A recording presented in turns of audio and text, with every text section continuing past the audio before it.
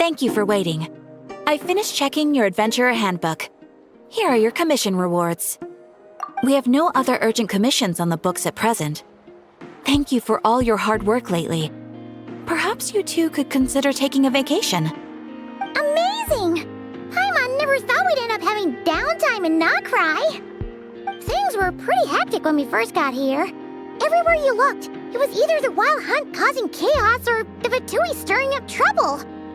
It felt like this whole region was one giant slime in a barrel, ready to go boom at any moment. Sure have. Things were looking pretty dicey, but in the end, we managed to turn it around. Whoa! Paimon just got deja vu! Oh, that's right. It's because we've done this like a million times now. Yes. Are you two aware that the Moon Prayer Night is soon to take place? Oh, yeah! Llama told us that was coming up soon. Wait, why do you mention it, though? Do people in Nasha Town celebrate it, too? Paimon thought it was just for Moon Goddess worshippers. You're partially right. Most people in Nasha Town just see the festival as an opportunity to do business. They do not concern themselves with the religious element. The festival was first celebrated by the Frost Moon Scions. On this day, they would wear moon prayer blossoms and celebrate the birth of the moon goddess through song and dance. They would also prepare food and handicrafts and give them as gifts to others.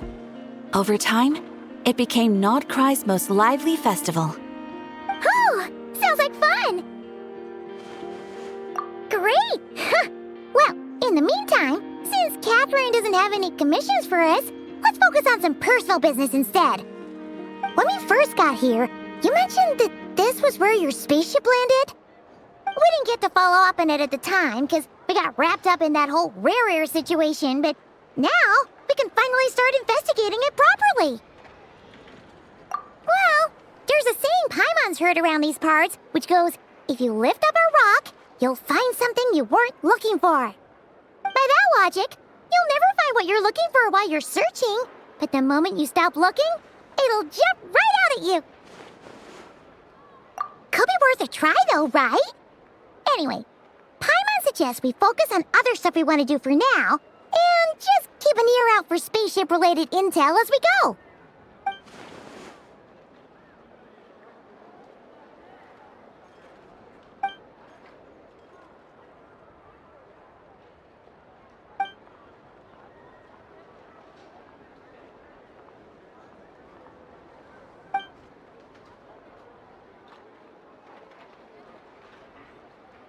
What's wrong? She looks super serious all of a sudden. Huh? Paimon gets why you'd be concerned about Columbina, but what does the doctor have to do with anything? Oh, that's true. And now that you mention it, we're definitely overdue for a showdown with the Fatui. It is weird that he hasn't shown himself this whole time. What could he be up to? True. Paimon would much rather deal with Marionette anyway. She says the meanest things, but when it comes down to it, she doesn't seem like a bad person. Maybe it's the pressure of being a Fatus? Especially as a Harbinger. Does she feel like she's gotta act tough to keep up appearances or something? But then, every time we headed out with Rarier, she always wound up having to repair Polonia and her other robots.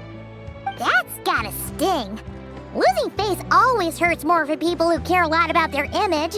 She's probably still furious about it. What?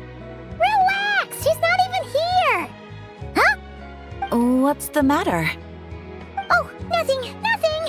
Sorry, we'll be on our way now. Where are we again? Oh yeah, Columbina? Right, yeah, let's go see Columbina.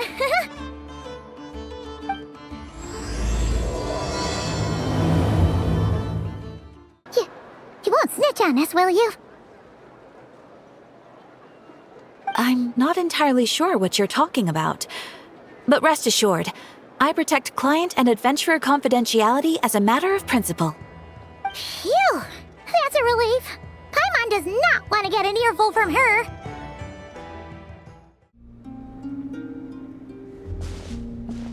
Hey, she's sitting up!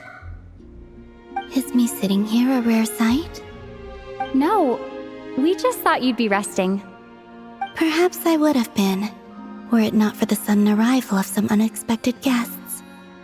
Not that I consider it a disturbance. After all, you are the only ones who are free to enter. Would it not be a little unfriendly of me to lie down while we speak? I didn't realize you put so much thought into little things like that.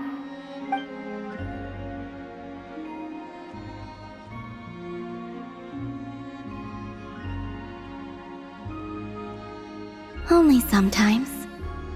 There have been moments lately where I think about you and your companions. They are warm, mysterious, and cozy memories. Very few of my past memories are anything like that. They say that travelers return home bearing bags full of souvenirs. But my luggage was empty, and I believed it would stay that way. Return home? So, you're still planning on returning to the moon? Yes. This planet continues to reject me, reminding me that I do not belong here. If I remain into that, there will come a day that I disintegrate. And I don't mean reduced to dust, or turned into food for the flowers. I mean, I will cease to exist entirely. Alright then. Well, we're sure gonna miss you. But it sounds like we'll have to say goodbye. How do you intend to return? The moon prayer night is soon to arrive. On that day, the moon will be closest to Teyvat. The Kuvaki in this land will reach its peak at that time. I merely need to grasp the tide, and with relatively little effort. Oh, Paimon gets it! It'll work like a slingshot! You make it sound like she's gonna get blasted up to the moon. If I did that, I suspect I would crash into the false sky. I will be using a much gentler approach. But I do like the analogy. It's fun. You see? She gets Paimon's sense of humor. In the blink of an eye, the time has come to part ways. It does feel that way, doesn't it? Time seems to fly fastest when you are enjoying it. I have always thought of myself as a wanderer on this earth, and it has never expressed any desire to keep me here. Yet just as I plan to depart, it tugs at my arm. Is this a gesture of affection? Or is the world mocking me? Oh. Were you hoping I can answer that? Yes, you are a traveler, so you must have a lot of experience in this area. Then, what I would say is, enjoy the moment. That's right! Don't overthink it! Happiness is happiness and joy is joy! The point is to enjoy it, not analyze it! I see. Then what I would say is, even though I am very tired right now, I am still happy. I can't tell from the tone of your voice. Oh, really? You don't think I sound happy? I'm just kidding. I could tell you were in a good mood today from the moment we saw you. Ah, a joke. Albeit not a funny one. Anyway, I assume you're here about you-know-what. Give me your hand. Actually, it's not that. There's something else we wanted to discuss with you. Oh, then, do you still want to give me your hand? Or not? Sure.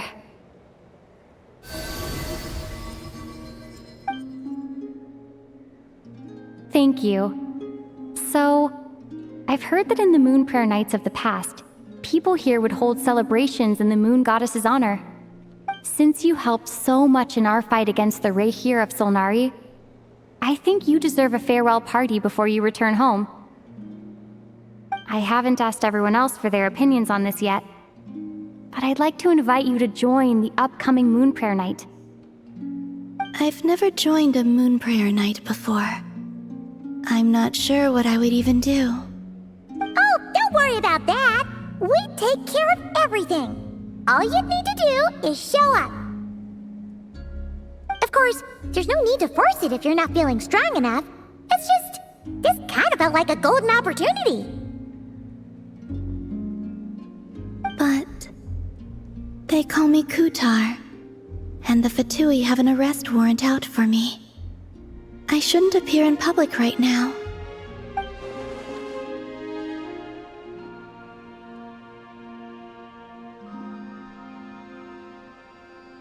I'll make it work.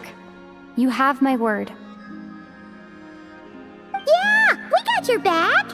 Well, she does. Paimon's actually not too sure what she's planning. All right, if you're sure. I will not refuse your invitation. I suppose it wouldn't hurt to pack a few more sights from this world into my suitcase before finally learning what my homeland looks like. Oh, if you see Lauma, please tell her that my answer to the question she asked me is neither yes nor no. Rather, it is, there is no need.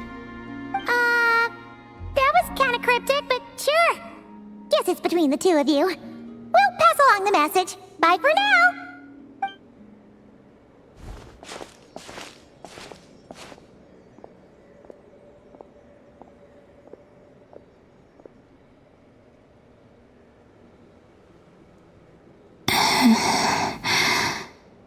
And also, I do not know.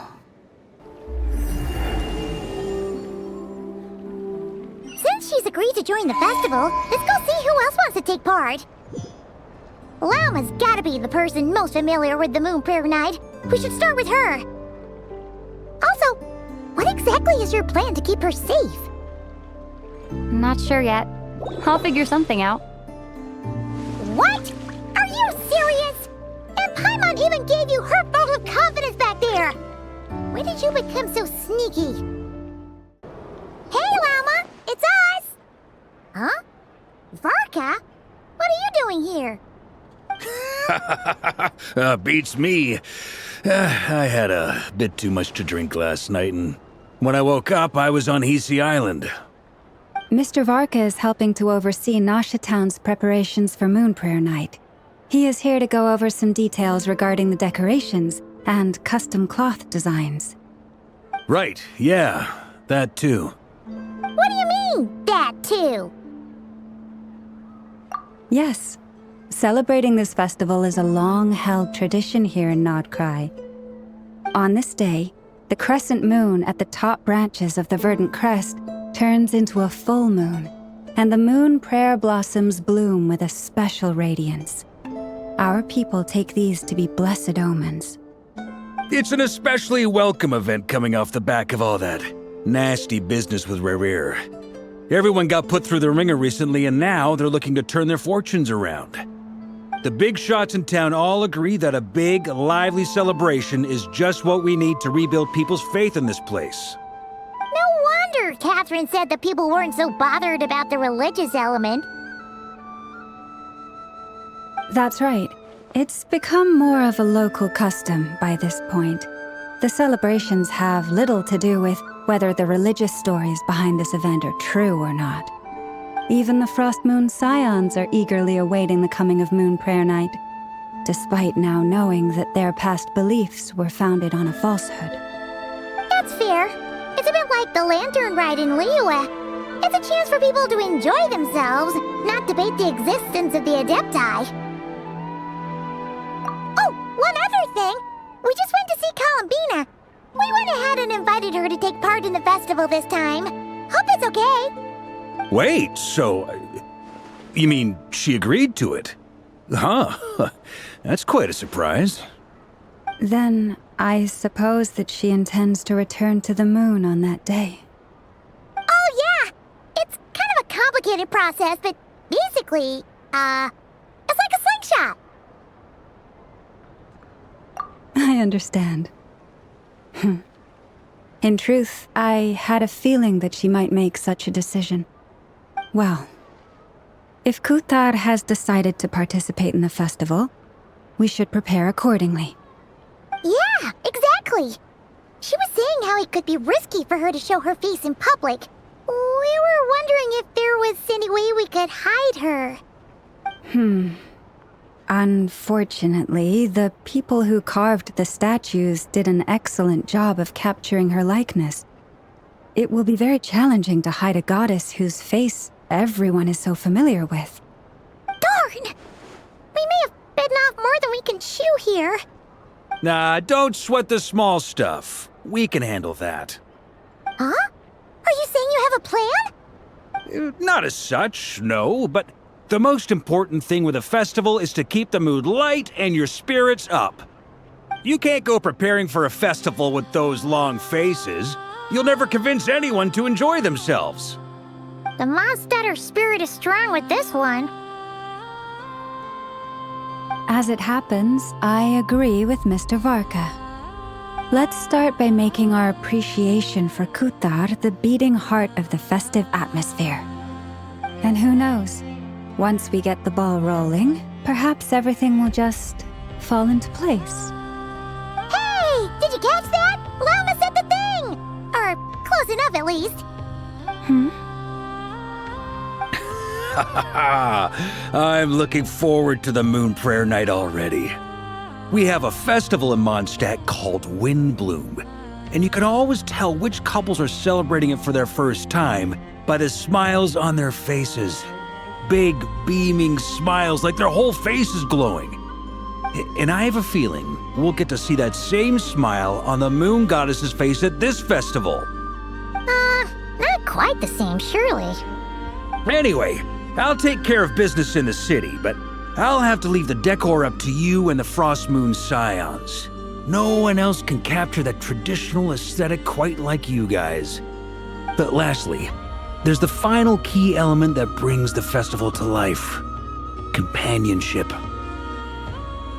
Before you leave, let me show you something that we've been preparing. Mr. Varka had asked to see it already, so you may as well tag along. Also, I have some further questions about Kutar's decision. Huh? What's this? They sure look like they're having fun. I believe so. Kuhenki seem very skilled at playing drums like these, although I'm not sure where they learned it from. Maybe it's an innate talent? In their eyes, they're probably just playing with toys.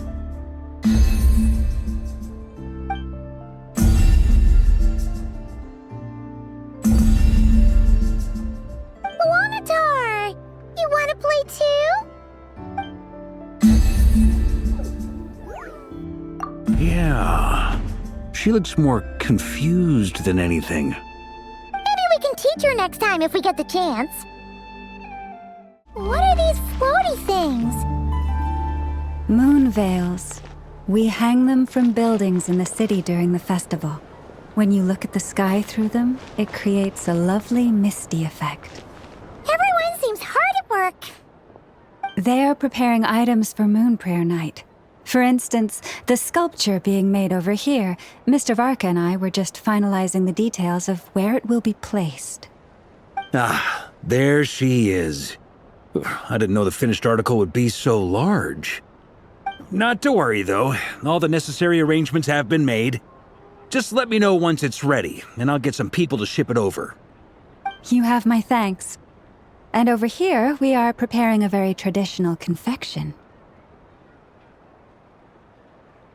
Oh, look at all these colors! It looks great! Can Paimon try one? Of course. I have a feeling you'll like it a lot. You bet! Sweets and treats are Paimon's favorite. If you included those in the Feast of the Moon, I bet Paimon would have joined the Frost Moon Scions by now. There will also be verdant crests like this present in Nasha Town during the festival. The timing of Moon Prayer Night is not completely set in advance. We make a rough estimate, then observe the changes in the verdant crests and moon prayer blossoms to guide us. As such, the wait itself is a fun feature of this particular festival.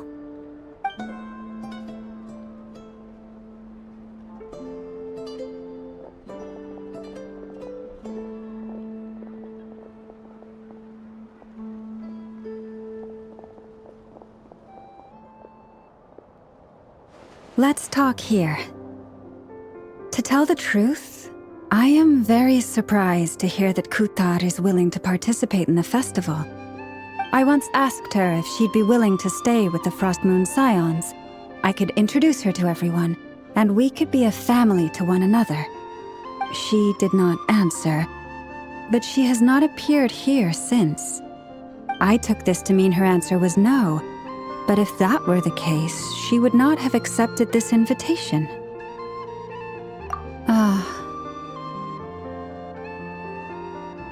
I see.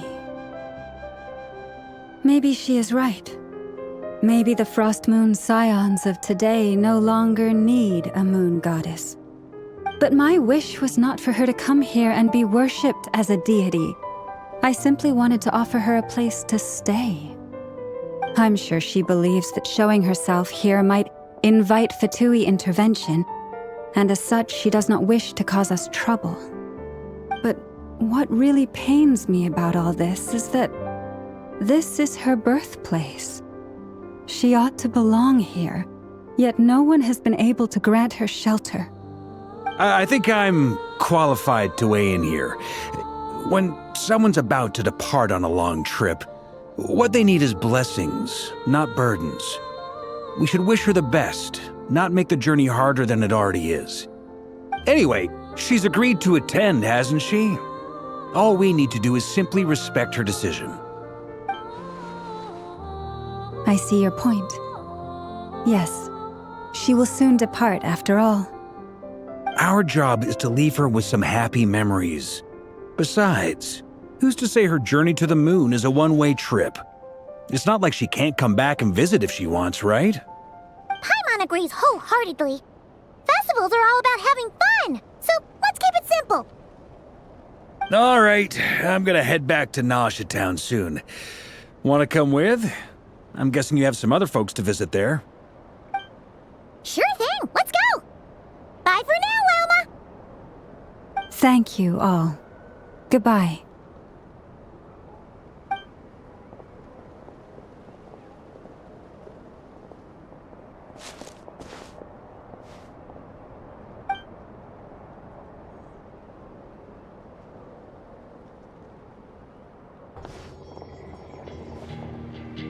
Huh? Hey, over there! It's Durin and Albedo with Flints! What could they be chatting about?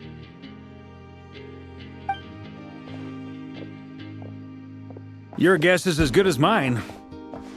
Ah, Grand Master, and the Traveler and Paimon.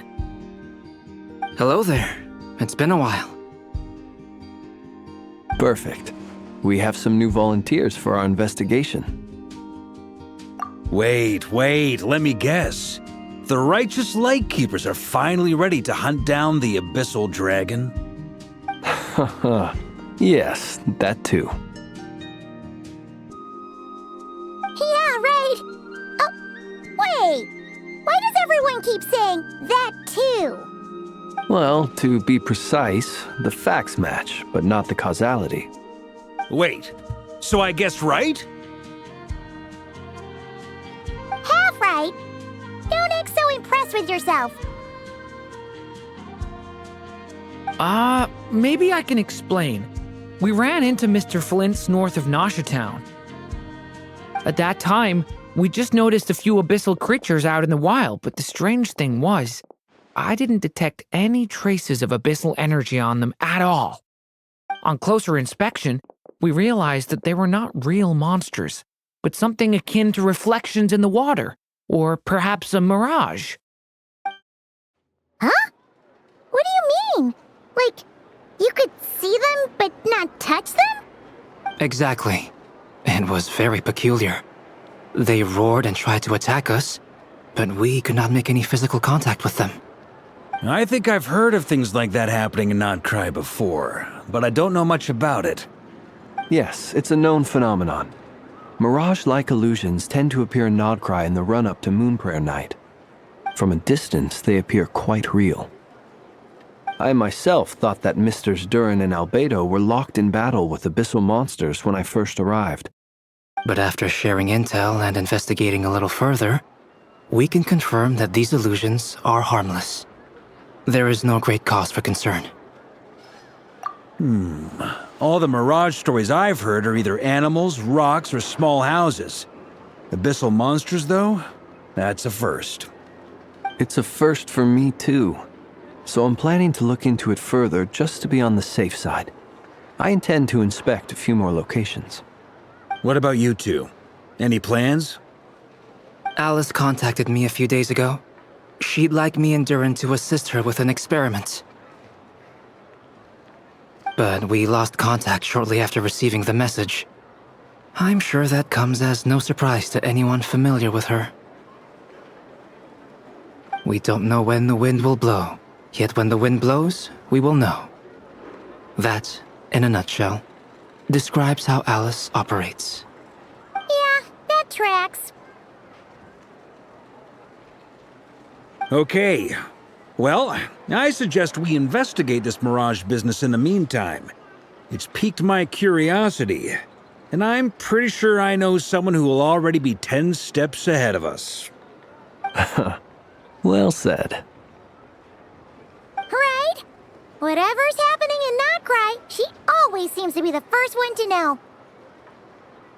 Let's go see what she knows. We can invite her and her staff to the festival while we're at it.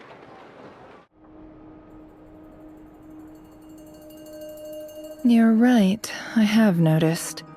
There's certainly something a little fishy about this situation. Only a little, though. Records indicate that this phenomenon can occur in the days before and following Moon Prayer Night. That said, it has always been a rare sight in the past. The odds of encountering these phantoms are similar to looking up in the night sky, happening to see a shooting star, and managing to make a wish before it disappears. But this time, either everyone's getting lucky, or they're appearing far more frequently than usual. Yehoda's out gathering intel as we speak. In the meantime, let me check off some points of interest.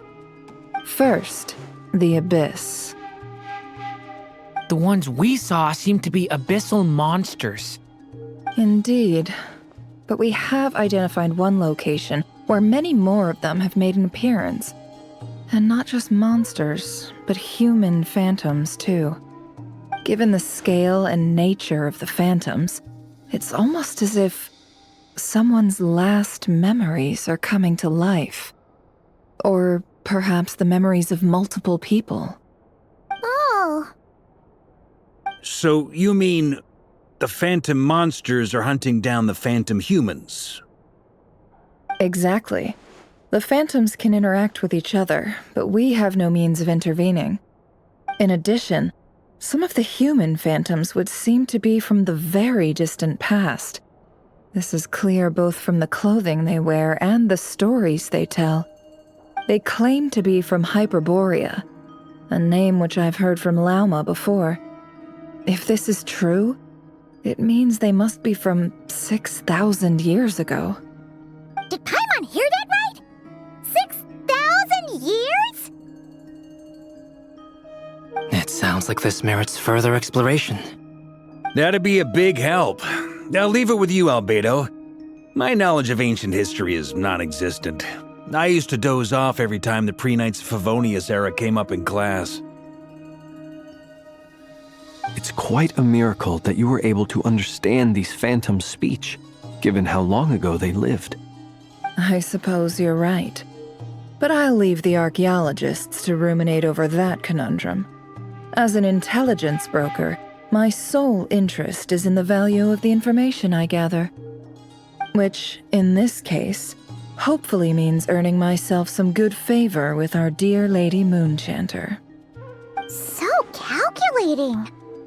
Whew, this intel broker logic always catches Paimon by surprise. Sounds to me like we could split the work up. I think the abyssal phenomenon is best left to Albedo, Flints, and me. Agreed. It coincides with my duty as a lightkeeper. For my part, I'd like to understand the abyss better. Even a little knowledge would go a long way. This is certainly a rare opportunity to study the abyss. But even rarer, perhaps, is the chance to make contact with the ancients. The Curatorium will take the lead on investigating the Hyperboreans. We put in the work to learn what we know so far. It seems only fair that we get some quantity of exclusive intel. That just leaves our trusty team of 2 unassigned. Since you became an honorary knight, of course. This was part of my grand plan all along. Ha ha ha! Oh yeah! By the way, we managed to convince Columbina to come to the Moon Prayer Night celebrations. Would you and Yehoda like to join too? She agreed to that? Huh. Quite an achievement. Never underestimate the traveler, I guess. I'd be happy to join. No point shutting myself inside when the streets are all decked out. I doubt any clients will be visiting during the festival in any case. And Yehoda loves a party, so I'm sure she'll jump at the opportunity. No. No. No. No. No. No. No. No. No. No. Way to contradict me in front of... Wait. No, that's not what I have bad news, boss. So many people. All right, everyone inside. Quick.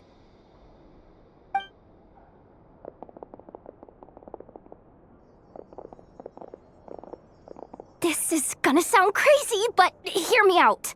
I saw one of those phantoms at Star Sand Shoal, and it was some sort of flying ship. Like a spaceship?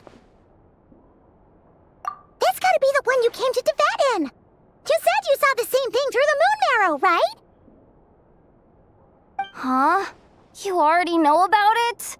Ugh, I thought I was gonna blow people's minds. Turns out I'm the last to find out. Wait, back up. You came here in a spaceship? Now my mind is blown! What's it like on the inside? Was it like flying through space? I want to know everything! Yep, exactly. Huge discovery. You're the best, second best intel broker in the world. After your boss, of course. Wow. Really? Well, I don't know if I'm all that, but... I guess that decides where we're heading next. Come on, don't look at me like that. I know the spaceship doesn't have anything to do with me, but you don't want to leave me as the only one twiddling my thumbs, do you? Please? Fair enough. You can tag along. In that case, let's meet back here to discuss our findings once we're done. I wish everyone a productive investigation. You too.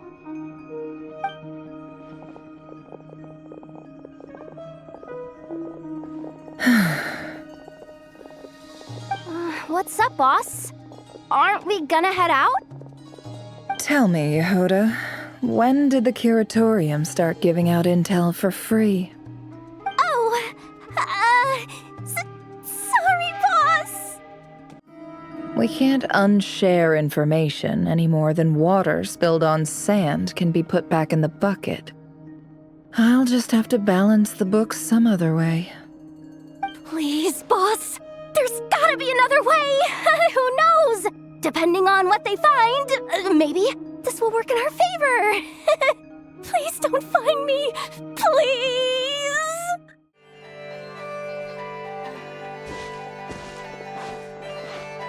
Well, what do you know? Yehoda was right on the money. This phantom really is your spaceship. But that's so weird. Why would it show up here? Is it some kind of projection? Or a ghost?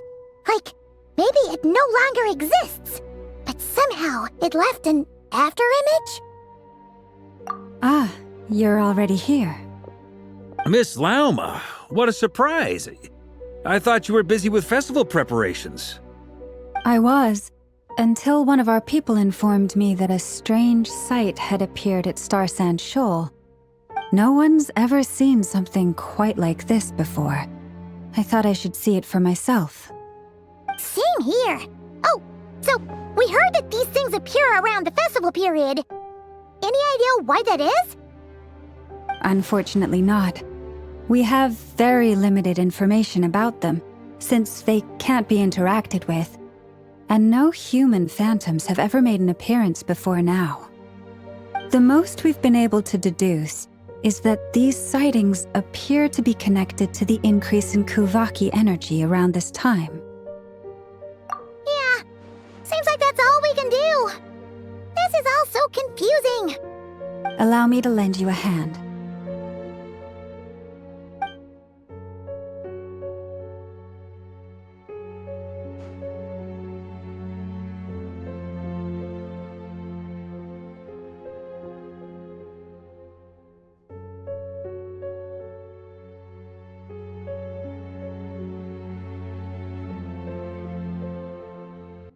Everyone, our friend here should be able to provide us with some information. Is that a phantom rhymehorn deer? I've heard about how the Frost Moon Scions live in harmony with the animals and can even communicate with them. That's coming in handy now, for sure. Okay. Yes, I understand. Then how about this?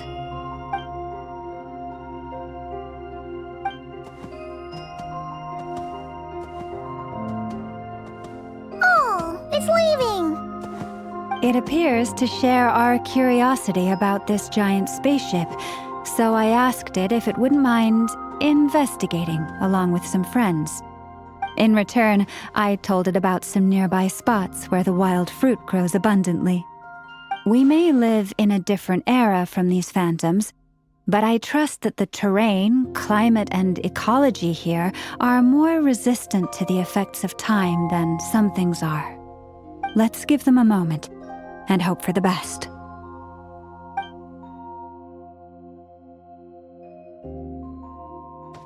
All back together?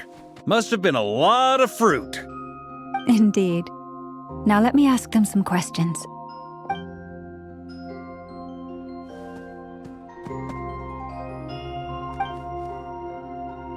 It did find a lot of wild fruit, enough for them to feast for a long while. This puffin circled in the air several times, but didn't spot anything out of the ordinary. Certainly nothing to do with the spaceship. Huh. Well, it definitely makes sense to get a bird's eye view. Indeed. Other than that, I was also thinking that the world these phantoms see is also different from ours. Oh, I get what you mean. The wild fruit exist in both times and spaces, but there might also be things that only exist in that space-time, which we can't see. Good point. Great thinking, Llama. Blunthorn rhinos can use Kuvaki to shift great rocks, but this one says it couldn't get that ship to budge by even an inch. The sniffer mole tried too, but despite being a skilled digger, it could not get through.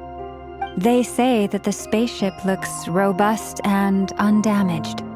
It seems completely impervious to any and all attacks. Whatever lies within is well defended from harm. So, just like us humans, there was nothing they could do about this spaceship either. Yes, still, they deserve our thanks. We are grateful for all your efforts, dear friends. Now go and enjoy your feast. I've noticed some other human phantoms gathered nearby. Come on, let's go talk to them. What is this thing? I've never seen it move, and there's no way to get inside. Goodness knows. My grandpa says it's been sitting here at least since his grandpa was still alive. What about his grandpa? Did he say anything to your grandpa's grandpa about it? Huh? I don't know. In all likelihood, it was here back then too. Hard to imagine something this huge could move. Guess that means that as far as they're concerned, this ship's been around a long time. Come on, brothers. If we can get even a small chunk off of this thing, it's gotta be worth a fortune. Today is the day we strike it rich. Huh? You mean Paimon? Yes, brother, I shall join you. Let's make our fortune. We should go with them. What the? This thing is crazy tough. I can't even scratch it. What's it made of? Sorry, brother. Looks like we'll have to seek our fortunes elsewhere. Enjoying yourself? I was just seeing if I could influence this phantom's perception by playing. But nope, no dice. I'm sure we're all starting to build up an idea of what's going on here now that we've spoken to some of the people. These phantoms are reenacting real historical events in nodkrai. It's almost like we're in some kind of interactive stage play. We can talk to the actors, but the plot is fixed and we can't influence it. It makes sense. History is set in stone. The objective facts of the past cannot be changed. Paimon totally thought you were just goofing around earlier. But actually, you were doing some serious investigating. Of course I was. Anyway, at this point, I think we're forced to conclude that although the Phantom spaceship is right there in front of us, we aren't going to learn much about it from these people.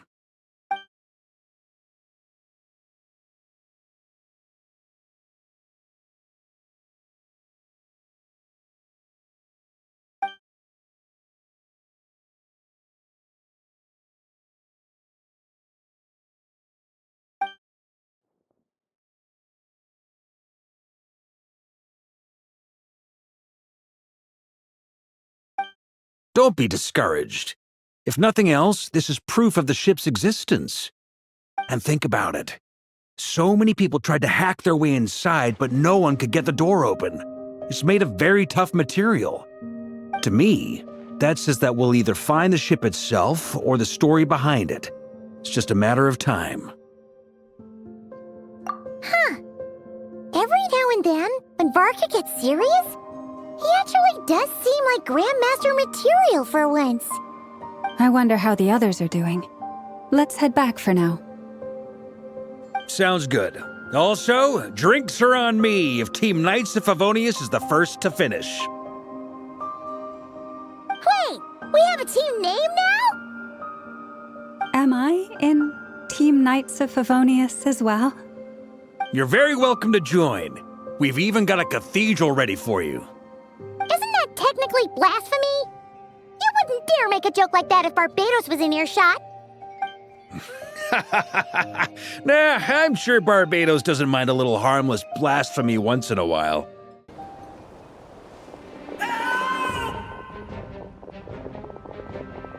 Oh, no! Get away! Oh.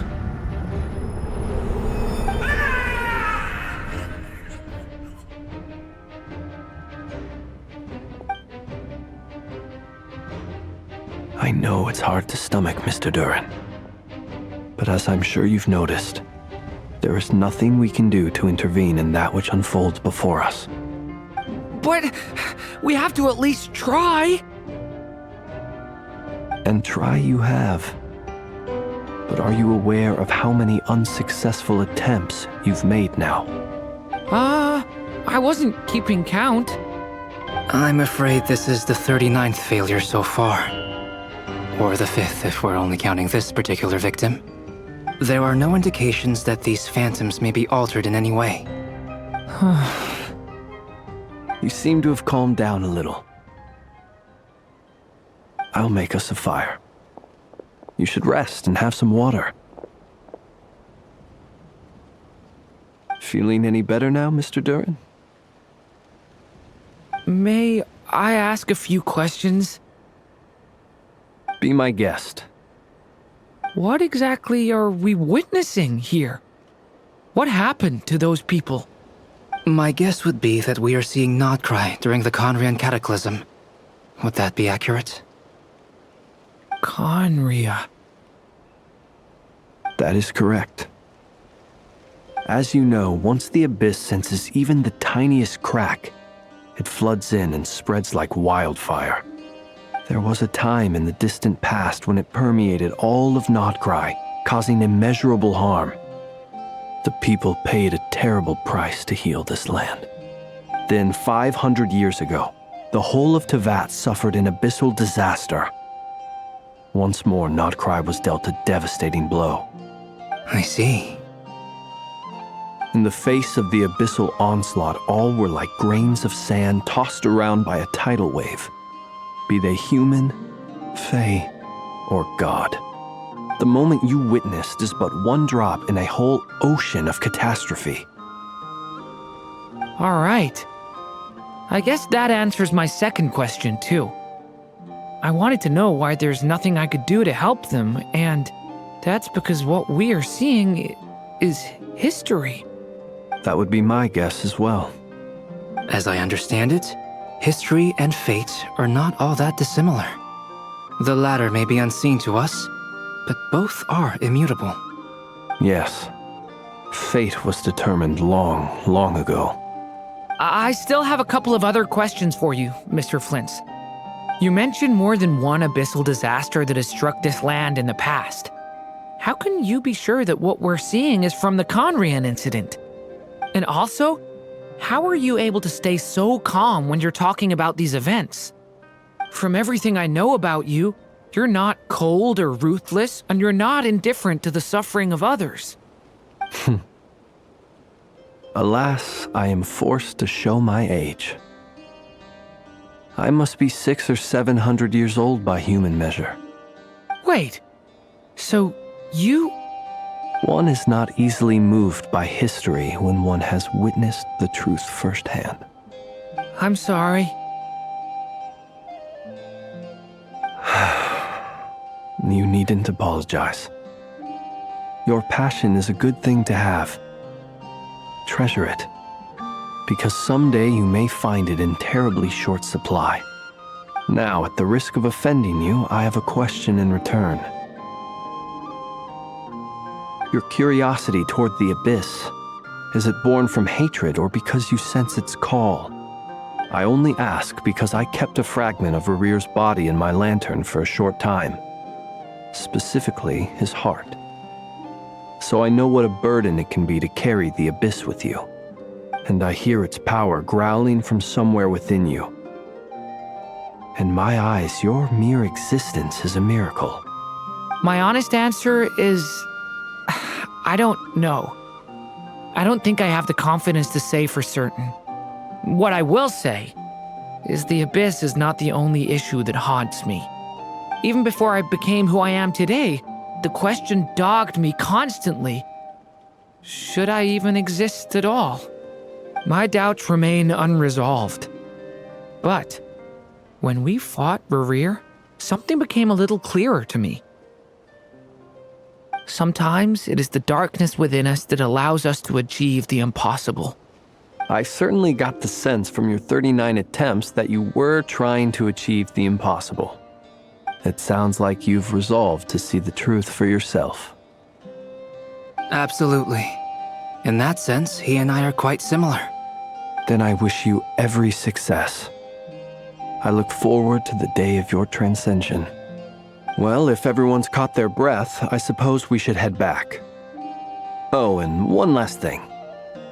I'd appreciate if you kept our discussion about history a secret. Incredibly, our separate investigations led us all to the same conclusion. Hooray for consensus! Yeah, but we barely learned anything, though. I totally thought this would be the mother lode. Talking with the ancients? I mean, come on! But nope, all we got was useless snippets of conversation. And all this stuff about moons and hyperopia. What a load of baloney. Seems like people back then had a few screws loose. I understand your frustration. We found the same issue. Each phantom only showed a very brief moment in time. There isn't much value to be found in these miscellaneous fragments of a civilization's history, no matter how glorious it may have been. If there's a silver lining, it's that these phantoms are harmless to the present reality. They shouldn't get in the way of the festivities. Paimon agrees. And not just because it's the first thing she understood in this whole conversation.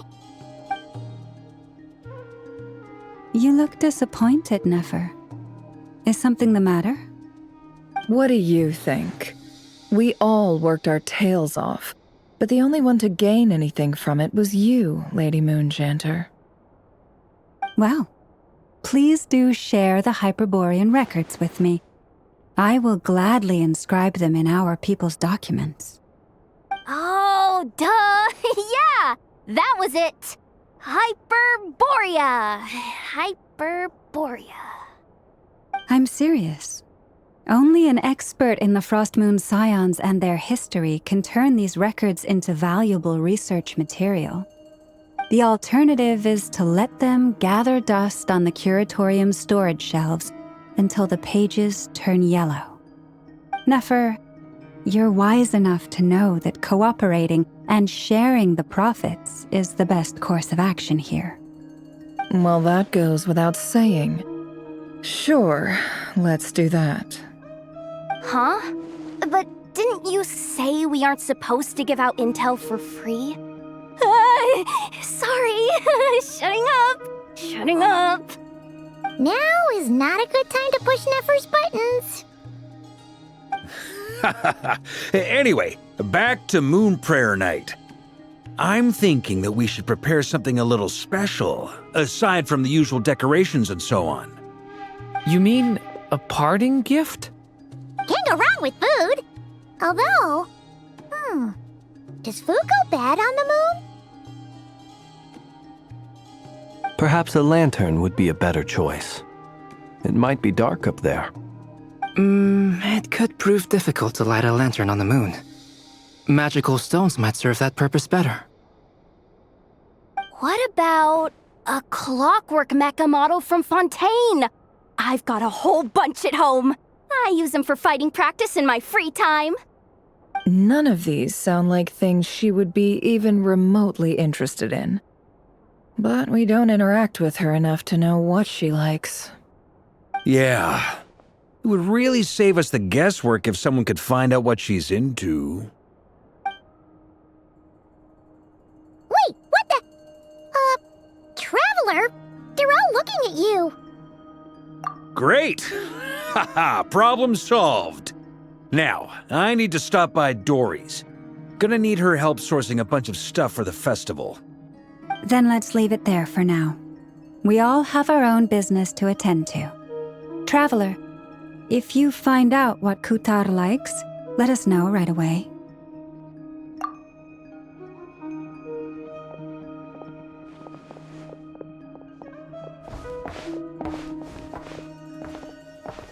Is something the matter?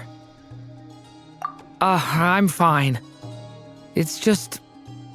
I'm still feeling a little rattled after witnessing the horrors of the Abyss. But it's okay. This is something I have to work through. I'll be all right. Thanks for your concern. Well, don't put too much pressure on yourself. If you ever feel like something's wrong, physically or mentally, we're here to talk. Come on. Stop treating me like a kid. Which is why we need a lantern guaranteed to work on the moon. Yes, I have a few ideas, but the lantern itself is the easy part. The real issue is how little we know about the lunar environment. Wait, you two are serious about this? Let's just say I'm intrigued by these shining magical stones that Mr. Albedo has mentioned. You should get going. It's important that we ascertain what Kutar likes. Could you do me a solid and try to smooth things over with Boss Neff? Miss Lauma, would you accompany me into town? I think it'd be best if you saw the Frost Moon Scions decorations for yourself. Very well. Let's go. Columbina, we're back! Huh? She's not here. Weren't there a few Kuhenki here last time, too? Where did they all go? Walkies? For Kuhenki? You're not pets, you know. Oh, well. Looks like we just came at a bad time. Let's try again tomorrow. There's still a few days until Moon Prayer Night, so we're in no rush. Besides, she needs time to rest anyway.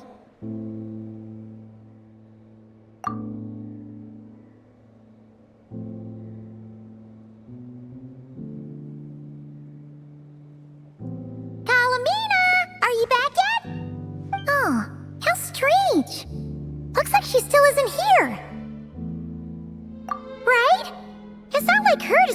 time outside, especially since she's worried about attracting unwanted attention. What about Lunatar? Lunatar, you there? Hey! Do you know where Columbina went? Sorry, didn't understand. But if you know where she is, could you take us to her?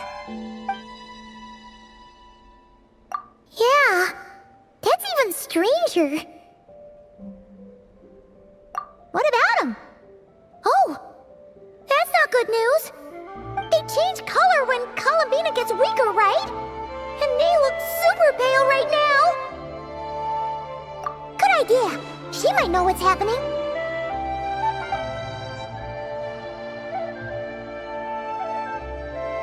Lama! Ah, it's you. How is Kutar? Is she okay? No, she hasn't. I came here to check on her after I noticed the flowers had changed color. Based on past precedent, she must be very weak right now. Even getting up to walk would be a struggle. It seems unlikely that she wandered off outside. Not to mention that she doesn't do that at the best of times either. So yeah, this is super weird. No. Very few people are in the know about Kutar's whereabouts. And if anyone suspicious had visited, they'd have left some sort of evidence. Come on, let's go to Nasha Town. If anyone has seen her, someone there will know about it. It's nodkrai's information hub after all. Makes sense. Let's go! Wait a moment. Is it just Paimon, or is this all kind of suspicious? It's never been here before, right? No, I don't recognize it. Alas, your free and easy adventure time is over. Now, prepare to face the final boss of nodkrai. Whoa! Where'd that voice come from? Not sure, but it's definitely hostile. No, not that way. The final boss is right here. The sniffer mole? That's the final boss? Surely not. Also... Okay, the jig is up. I'll stop teasing you. Turn around. I'm right behind you. It seems I've managed to leave quite an indelible impression, even though you've never seen my face. Ah, nothing could make a great mage more pleased with herself.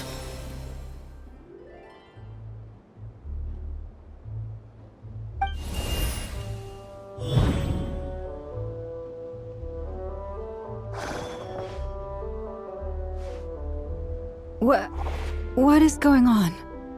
I've heard that all the big shots in Teyvat have long, wordy titles that stun people speechless when they make their entrance. Unfortunately, none of them are affiliated with the Hexenzirkel, and we ourselves keep a very low profile. The notorious name-dropping doesn't quite work for us. Still, I, for one, think I'm really quite amazing. So that didn't stop me from coming up with a title anyway. Alice! It's really you this time? Not a lantern or a dodoko, but Alice in the flesh? Oh, that's right. So, what do you think? How does it feel to finally meet me? You look like... Oh, that's the first thing you thought. A little surprising, but that actually makes me very happy. Because that means that when Klee grows up, she'll be just as stunningly beautiful as her mother. So she's a friend of yours? Kind of. This is actually the first time we've seen her in person. I see. Madam Mage, that was, quite a powerful entrance. I certainly won't be forgetting it anytime soon. It's okay, Lauma, don't force it. Paimon will do the honors. This is Alice from the Hexenzirkel. She's a friend of ours. And the Varkas, too. That's right. She's a good person, just kinda unpredictable. Well, what is the human heart if not unpredictable? Hmm? If we could not do as we please, how would we differ from machines? I am Lauma, Moon Chanter of the Frost Moon Scions. It is a pleasure to meet you. Oh, I know. Before you got here, I spent a good, 15 minutes getting up to speed on nodkrai's present situation. In other words, I've read the whole in the last episode part, so we can skip the pleasantries.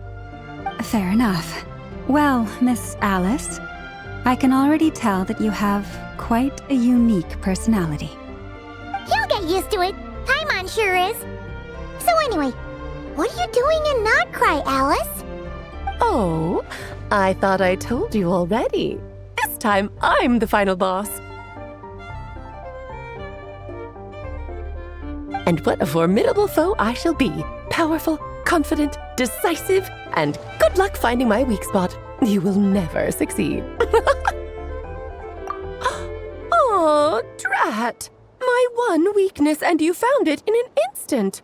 Fate has been dealt a devastating blow. Thus falls the great Dodo King. Why are you playing along with this nonsense? For funsies, of course. What's wrong, Paimon? Are you disappointed in me? Am I a gigantic letdown?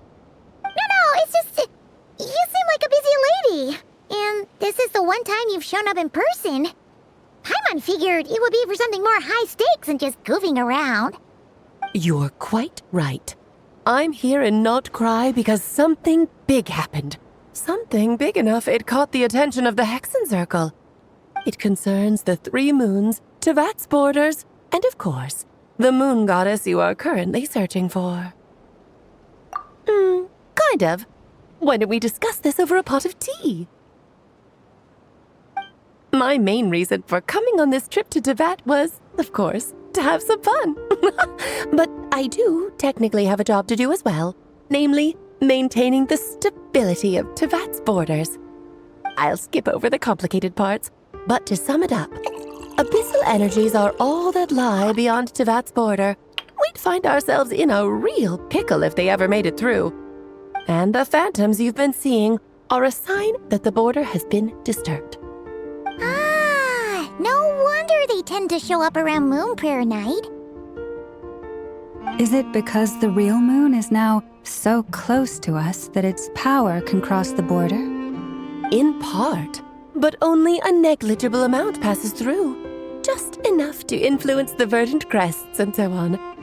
And as you've noticed, there has been an unprecedented number of phantoms appearing this year. The influence of the moon beyond the border cannot explain this. No, there is another far greater factor at play. The trilunar syzygy. A trilunar syzygy?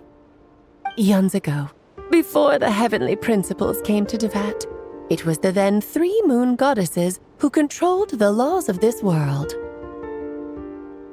Oh, that's exactly it! The 3 goddesses split these powers amongst themselves, promising never to consolidate them into one singular body. This was meant to keep the world stable. But, fast-forwarding to the present, the eternal moon's marrow is with you, while the iridescent moon's marrow, which should never have appeared in this world, has been retrieved. Add that to the presence of a moon goddess in the flesh and... the power of all 3 moons is gathered here in nodkrai. There hasn't been an event like this since the War of Funerary Flame. And it's having a noticeable effect on Tevat's borders. Because I wish to give my darling daughter a peaceful, sunny environment to grow up in. Is that a good enough reason? Kinda sounds like you're dodging the question, but it does make sense. Well, that's one reason anyway, and the most important one. The others are a little complicated to explain. For instance, cleaning up after dearest Miss R. Albedo could tell you more about that if you're curious, but right now, I have a more important question to ask you. Why are you collecting the moon marrows? I see. Nicole told me about that legend once. Nicole? You mean meet Anne? Oh, so you remember. Yes, of course. That was a story about fate, her area of expertise. But back to the story of our dear moon goddess. I'm afraid her intended method of returning to the moon is unlikely to work anymore. What does that mean? She may be missing, but she hasn't gone anywhere. She has disappeared.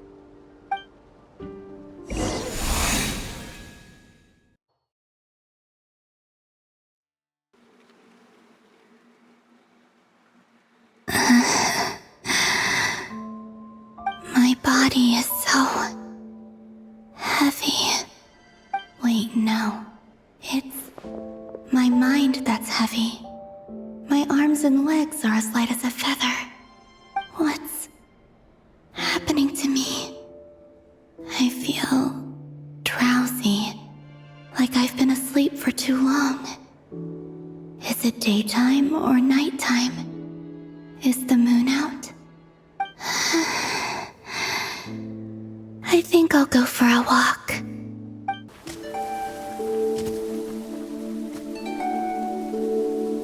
Are you out for a walk too? Huh?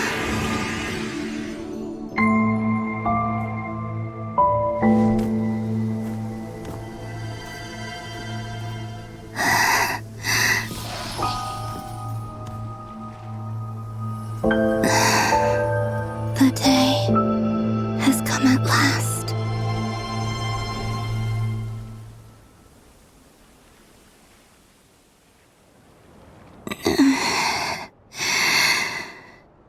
Have I grown so weak that I can't even sustain my physical form?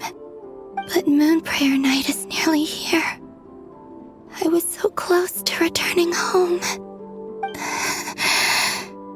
Death is near. Is this how it ends for me? Will I return to the moon after I disappear?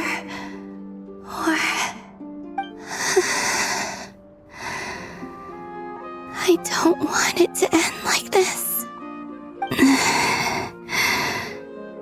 So far, at least, I still exist. Even if not physically, I can still feel. But as my power wanes, I'm sure that too will fade. I suppose I might take one final look at this world. The world where I was born.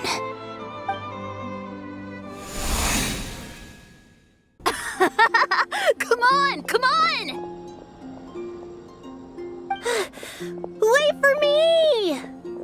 The Frost Moon Enclave. How much it has changed since I was born. These decorations, they're so heavy. It's times like this when you kind of wish men could be priestesses and acolytes. How fascinating. I've never had the chance to be privy to people's private lives in this way. In the past, people would get so solemn and serious the moment I showed my face, like they were frozen stiff. Karina, Lametti, it's time to eat. Coming! I want to watch them a little longer. So just fill these balloons with air, right? Yep. Try a couple now to test things out. The rest can wait till Moon Prayer Night. Think fast. Rita! Teasing an acolyte of the Frost Moon Scions? Surely that's a punishable offense. Take this!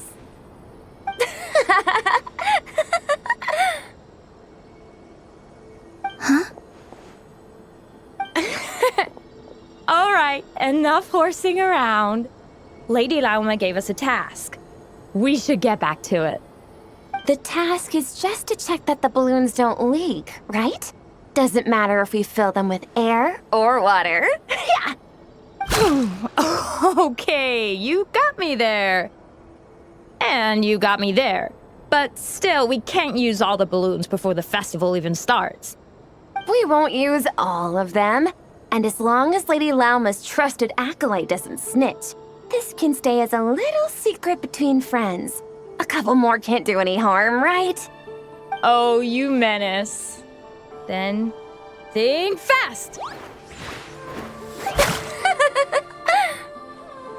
Is pumping a balloon full of water really so much fun?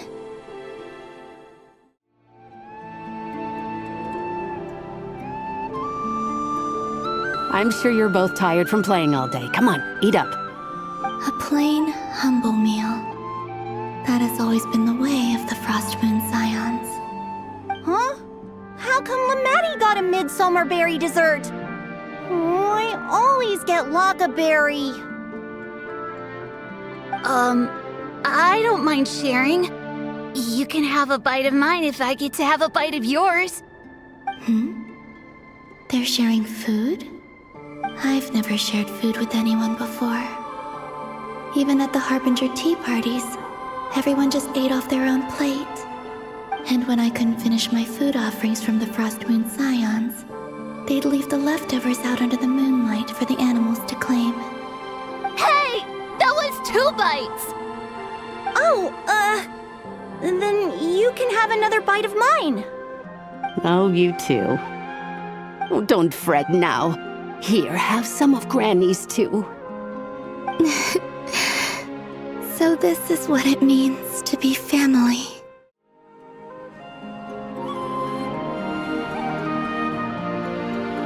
I'm seeing so much that I'd never usually get to see.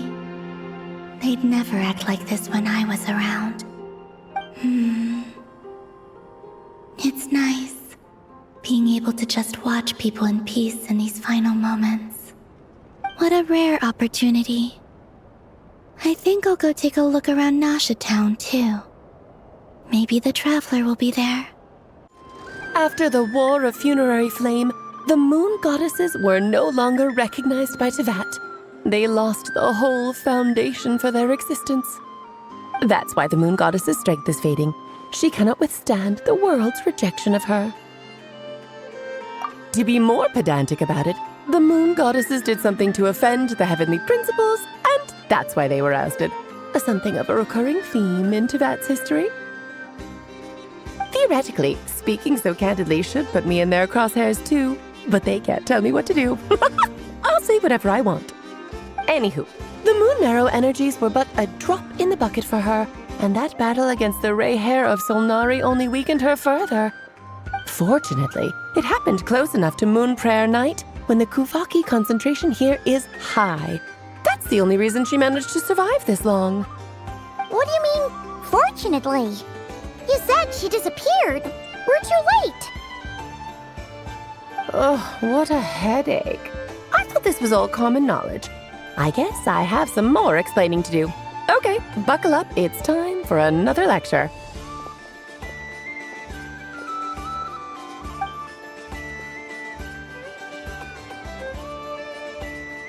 Now, I said earlier that the moon goddesses lost the foundation for their existence. The reason for that has to do with the natural order. Basically, the rationale for their existence in Teyvat was lost. The same logic applies to the present moon goddess too. Consider her existence so far. Her comrades in the Fatui called her Damselette. And she was worshipped as Kutar by the Frost Moon Scions. But these connections have now been severed, whether by her hand or yours. So, the rationale that once sustained her existence is now gone. Wait, we did that to her? Oh, well, strictly speaking, yes. But let's not start pointing fingers, shall we? I'll only end up as the big bad villain, and that's not the kind of final boss I want to be. Of course I do. I'm only the greatest mage in the whole entire world. Now, if you wish to find your moon goddess, there are 2 problems we need to solve. Firstly, we'll need to strengthen the connection between her and Tevat, at least enough to sustain her until Moon Prayer Night. Strengthen her connection. But does that mean I'll have to rally all the Frost Moon faithful behind this? I'm afraid a bygone faith and a former home won't be of any help to her now. Do you know her name? Her name? Oh, yes. Names are very important things. A name is a fundamental concept that anchors one's entire existence. Then your first job is to find it. As a moon goddess, I'm sure she must have a name she identifies with. Neither Columbina nor Kutar is her true name, and she's never really accepted either of them. So, finding out her real name is enough to sustain her existence? Yes, I know it sounds like a small step, but every journey begins that way. So for now, that's all we need to focus on. The second problem is with her plan to use the moon marrows to return to the moon. Unfortunately, piercing through the false sky will take an enormous amount of power. Given her current condition, she won't be able to provide anywhere near enough power, even if she recovers her physical form. But no need to fret. Nicole's the expert in this field, and I'm sure she'll figure something out. Wait, Mage N is going to help us out too? That means we've got 2 Hexacircle mages on the case. This is turning into a pretty big deal. Actually, this is more of a side quest for me. Like you said, I'm a busy lady, so I can't stay for too long. I'll have to return to Tevat's border soon. That's the upside you get for looking out for my little Klee. Hopefully that will incentivize you to carry on keeping her company in the future. Anyway, jokes aside, you'd better get moving. It will take quite a miracle for the moon goddess's consciousness to hold out till Moon Prayer Night. Oh, I suppose I might as well tell you where Nicole is before I leave. Off you go now. Time to meet your new friend. Oh, yes, and a little suggestion. Don't forget to mind your heads. What? I wonder how Durin's doing. I should really go see him before I head back.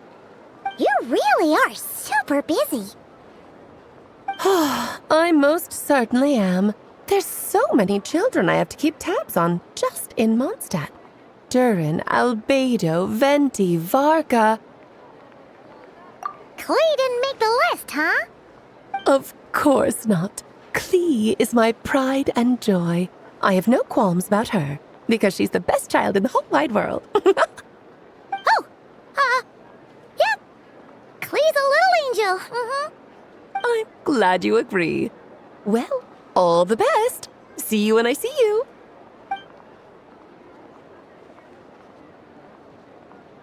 She left in a hurry. Yeah, she didn't pack up her stall. Should we handle it for her? I must say, I'm now very curious about her daughter. Klee, wasn't it? What's she like? That's a long story. Come on, we'll fill you in as we go.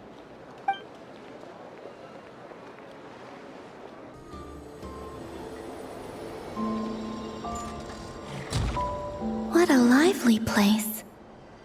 I've never experienced Nasha Town like this before. Hey, you old geezer! Your hammer's rusted through! Who are you calling old geezer? Are they quarreling? I'm looking right at him! You've really gone downhill since giving your daughter free rein in the workshop. Can you even swing a hammer anymore?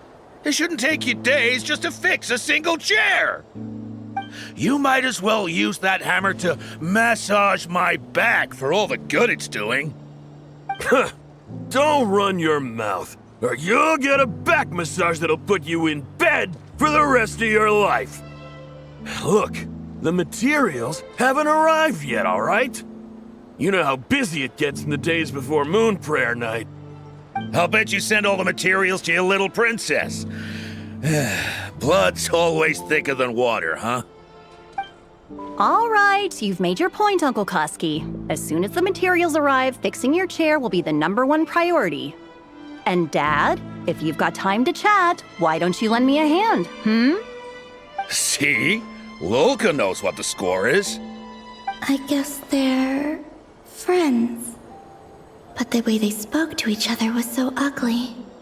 Then again, it wouldn't be the first time I've seen something like this. Columbina! Sing outside my door in the middle of the night one more time, and I'll unscrew your vocal cords. You hear me? Oh, Zandrone. So that was her way of trying to be friends with me. What a pity. I won't get the chance to say any ugly things in reply. Hey, have you decided what to give her for Moon Prayer Night? I sure have. She's gonna get the surprise of her life when she's least expecting it.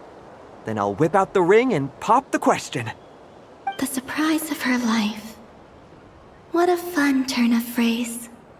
Cool, I get the picture. You can spare me the gushy details. Ooh, looks like we have a customer. Hello there, ma'am. Would you like some Moon Prayer Night candy? Huh? Is he talking to me? Can he see me? Here you go.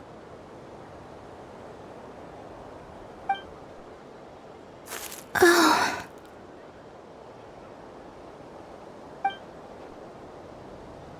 Come back anytime. Right. Now, where were we? I don't know why, but I still held out hope.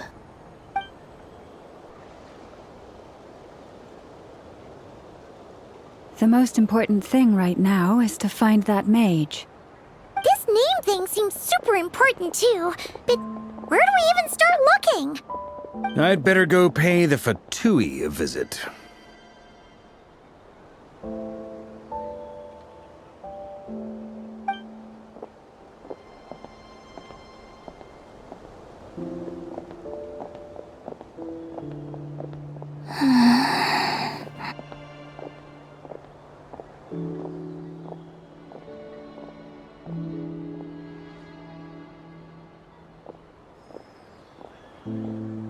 Columbina?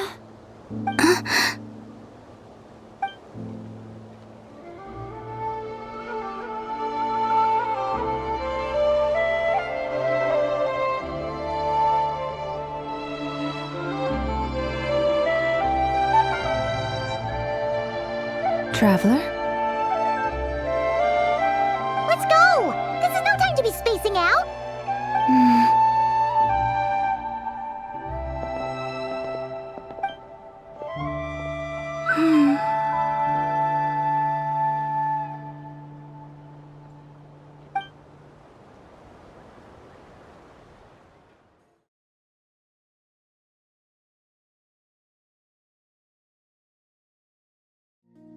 Where are they going? They mentioned a mage and a name? So, Mr. Varka, are you acquainted with this Nicole? Or should I call her Mage N? Not really. We've never met, though she has come up in conversation. From what I've gathered, Alice kinda took Nicole under her wing. Taught her how to speak in a more ladylike fashion, that kind of thing. Huh. Hard to imagine Alice as an etiquette coach. Yeah, Alice is a larger-than-life personality, I'll give you that. But then again, that's why she's able to draw such an eclectic mix of people into her inner circle. If I remember correctly, being an interesting person is actually one of her main entry requirements. So, if you ever wanted to join the Hexenzirkel, I'm sure you'd both be eligible to apply. Hey! Don't go around making promises on Alice's behalf! I wouldn't dare. I'm just trying to paint a picture of the Hexenzirkel for you. Okay, sure. Anyway, since none of us have ever met Nicole, how are we supposed to find her? We can't just go up to every woman in sight and ask, "Hey, are you Nicole?" Maybe something she's wearing will give it away? Like a wind bloom pinned to her chest or something. Wait a minute. Alice never said Nicole was from Mondstadt. Oh, true. That would be this young lady, then?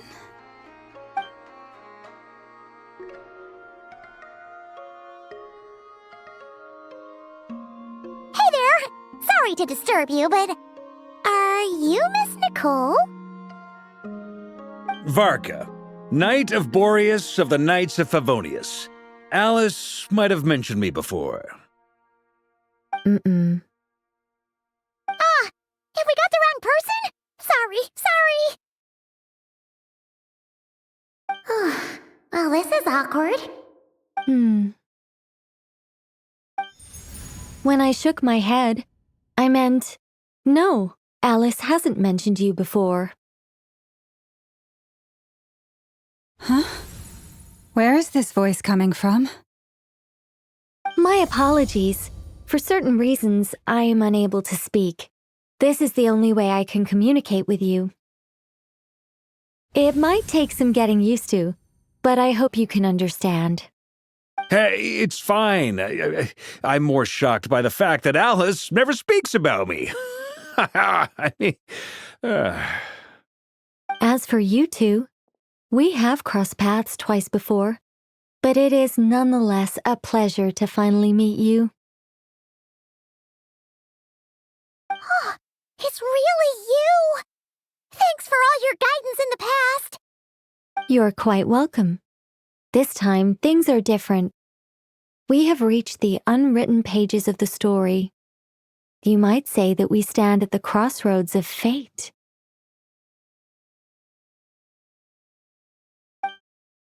Now then, allow me to formally introduce myself. My name is... No, stop! Alice! I can't believe it! I had a whole speech prepared. I'd agonized over every single word. She always picks the worst moments to ruin other people's plans. I'm so sorry about that. Alice took the liberty of devising some bespoke self-introduction magic for each member of the Hexen Circle. But I could have sworn I deleted all of the triggering conditions for it. How did it bypass everything? Oh gosh, this is so embarrassing. This is a very different side of Nicole than what we're used to. Is she not used to face-to-face interactions? Don't worry about it.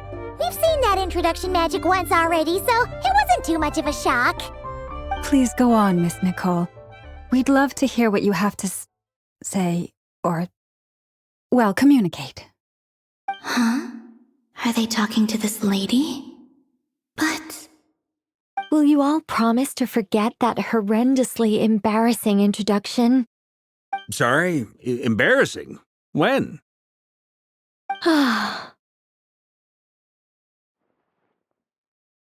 Yes, my name is Nicole, and I am one of a very few angels who have retained both their preferred form and their power. The Traveler and Paimon should be no strangers to this concept. There is another of our kind in Natlan. They call her the Lord of the Night. All right! Paimon remembers her! Yes. Well, I have retained more of my power than she. It's because I don't have a long-term duty to fulfill. To be more specific, no. We'll be here all day if I get into the specifics. Moving on. If I'm not mistaken, you are here because you wish to learn how one might reach the moon beyond the sky. That's right. Is that something you can give us any guidance on? Yes, I do know a way. It began with the Hyperboreans, who lived after the War of Funerary Flame. Blank looks. Maybe I should start with the background of the war. Or maybe not. It shouldn't be an issue. I'll fill in the gaps for you when we have more time. Anyway, after that war ended, the 3 moons retreated to beyond the false sky. The Hyperboreans were humans I once aided. They accepted the civilization and creations bestowed upon them by the angels. But despite accepting many blessings of the angels, many among them still held on to their faith in the moons. They were reluctant to accept the new order. Even after the War of Funerary Flame, they sought to contact the moon goddesses beyond the sky and receive their guidance. But all 3 had passed away by that point.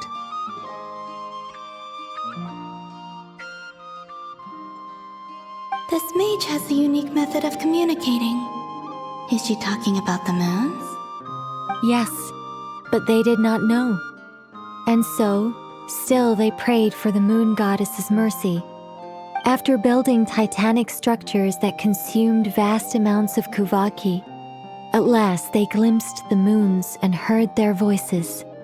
But of course, they were gravely disappointed, for it was then that they realized the 3 moon goddesses were dead. Oh, that's such a sad story. It is. Humanity was in a very sorry state at that time. The angels who had once aided them were gone, and the War of Funerary Flames had left them homeless and destitute. Just a second, I gotta ask. How relevant is all this history to the task at hand? Well, I mean, it's... Okay, it seems we've drifted into irrelevant narrative waters. It's been a while since I've had the chance to speak inside someone's head. As soon as I got started, I lost control and the words just flowed out like a waterfall. What I'm trying to say is... Right, yes, that's it. The relevant part is the ritual created by the Hyperboreans. The fact that they bypassed the false sky and saw the true moons implies that they successfully built a connection between Teyvat and the outside world. Which means, with enough kuvaki and a sufficiently stable connection, it should be feasible to send one person over the border. Okay, so they built some kind of portal? Oh, yes. A portal. Yes. Is something wrong? You sound disappointed. I just didn't expect you to summarize it so well. It turns out I could have said all that in one word, if only I'd managed to think of it. No, please, it's fine. This is invaluable knowledge. I'll be sure to record and preserve everything in writing. Oh, really? Well, in that case, I suppose I could backtrack and add some more detail. I did gloss over a few things so far. Whoa, time out. Let's summarize what we've got first. The Hyperboreans were the last ones to use this method, right? So we somehow need to find whatever structure they built and make sure there's enough kuvaki to power it up. Luckily, we have the moon marrow of both the eternal and iridescent moons, so we're all good for kuvaki. Which means the key issue we need to focus on is finding the place. Am I right so far? Yes. Although I expect the structure is long gone by now. That said, what if we could take advantage of the phantoms to travel back to a time when it still existed? Well, travel back isn't quite accurate. It's more like we'd be creating a handshake between 2 points in space-time. We wouldn't even have to pick a time when it still existed. It could just be a time when it still appeared in phantom form via projection, or we could project our own phantoms, fold them together, You look lost. Was that too hard to follow? Yeah, things got a little, technical there. Paimon's brain is reaching capacity. All right. Let me think about how to put this more simply. Okay, got it. Over the next few days, I'll search for phantoms that we can use. Once I find one that meets the criteria, I'll let you know and we'll regroup. By completing certain rituals, Specific individuals will be able to enter the Phantom and make it to the Hyperborean structure. If everything checks out and it looks feasible, we'll just need to wait for Moon Prayer Night, and we can send the Moon Goddess back home. I'm really skimping on the detail here. Is this making any sense at all? I think so. For now, we'll just wait to hear from you. Yes. Basically, yes. Great.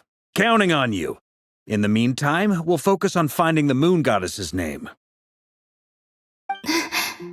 My name? Are they looking for a way to stop me from disappearing? Excuse me, Miss... Go on, Miss Nicole. This conversation was a little all over the place. I didn't catch your name. I am Lauma, of the Frost Moon Scions. Ah, I did wonder. I noticed that you listened very intently when I spoke about Hyperborea and the moon's history. If you'd be interested, I'd love to visit you this evening and go through it again in greater detail. Also, if you were serious about making a record, it would be too risky to simply write down the raw details as is. I would suggest some tweaks. Maybe rewrite the stories as fairy tales or fables, perhaps even prayers. Anyway, we can cross that bridge when we come to it. So, see you later then? Oh, and no need to prepare anything. Just a cup of tea will do. See ya! She seems friendly. It's just... It's so nice to find someone who's actually willing to listen. I've been dying for a chance to finally go through all this systematically from start to finish. Any longer and I'd probably start forgetting it. Now Paimon gets why Alice told us to mind our heads. Ha ha ha ha! What did I tell you? A lot of quirky people in Alice's orbit. Now then, the next order of business is, where do we start looking for the Moon Goddess's name? Maybe the rest of what Nicole has to say might give us some clues. Once I've heard her out, I'll summarize the salient points and share them with you all. I'm also inclined to review our other documents. Yes, our faith was first established by our Hyperborean ancestors, but many of the more factually accurate records are from after Kutar's birth. Sounds like we're gonna follow Columbina's journey through Devat, huh? In that case, we'll start by heading to the Frost Moon Enclave. Sounds like a plan. Take this with you. I'll see about getting in touch with the Fatui. It'll probably just be Arlecchino and Sandroni again. They're the only ones who would want to help. Thank you, Mr. Varka. Ha ha ha ha ha! Don't mention it. Honestly, I'm more comfortable dealing with the Fatui than prying into the details of a young lady's childhood. Catch you later. I should follow them, just in case there's some way that I can help. A while ago, I took the time to organize all documents in our possession that pertain to Kutar. What you see here is the material I consider reliable. You're saying there's unreliable material too? Yes. Most of the information we have was transmitted through an oral tradition.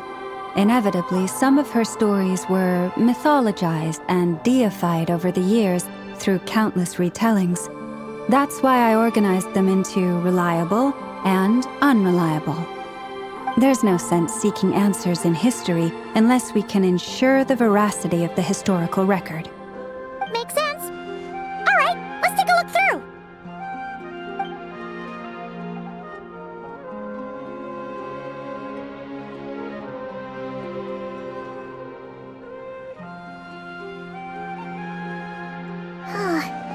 Almost all these records refer to Kutar instead of Columbina.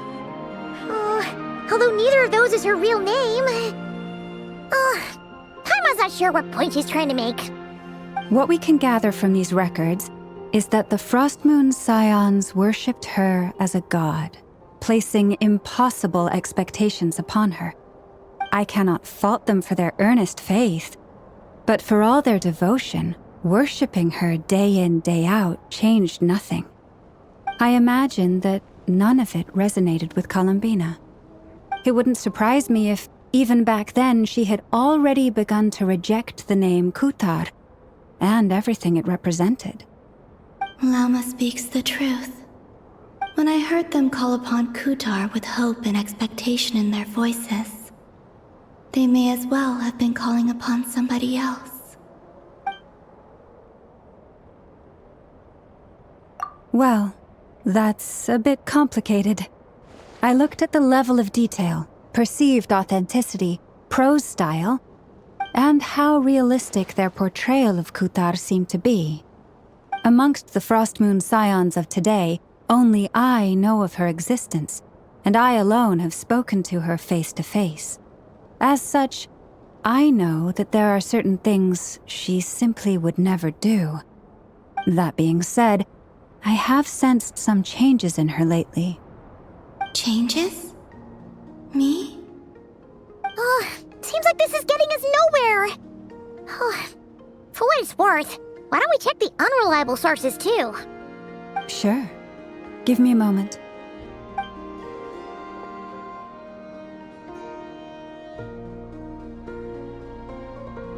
Exerting but a fraction of her divine might, Kutar sheared a great mass from the snow-capped mountain and cast it into the sea, upon whose surface shone the mirror image of the moon. Thus was formed the island of Hisi. Yeah, right. That doesn't even begin to pass the sniff test. The 3 moons are naught but lies through and through. Only one moon has ever shone for us, and Kutar is her name. The vast majority of ancient texts are filled with fanciful tales like these. I trust you understand my criteria a little better now. Kutar did not speak, merely gazing into the distance in silence. And where her gaze landed, this was her prophecy. Clearly, whoever wrote this text never even met Kutar. Otherwise, they'd know that her eyes are always closed. What about you, Traveler? What are you reading? Come on, let Paimon see. The child wished to build a wooden nest with which to shield a fledgling bird from the cold. But being so young and lacking in strength, the child could not snap the branches from the trees. Kutar was passing by. Upon seeing the child, she summoned forth the Kuhenki, who built a beautiful nest for the child. I remember that. Not knowing the meaning of Kutar's divine intervention, the child dared not to respond, and thus ran home to call their parents. But Kutar was gone. The moon chanter declared the event a miracle and took the nest as a relic, placing it on high for all to see. The child was named as one favored by the goddess and was greatly respected amongst the people. Yet, no further miracles were bestowed, and this matter was forgotten in but a few years. Huh. Any thoughts after reading that? Yeah, Columbina probably just wanted to join the kid in making nests. Ah. I'd originally considered this a fabrication, because Kutar did not perform any similar actions in subsequent records. But now that I think about it, it does seem like something Columbina would do. It's just that... She didn't know how other people would interpret her actions. She was probably worried about making things difficult for people. And so, she gradually stopped joining in. Yes. Oh, that's so sad.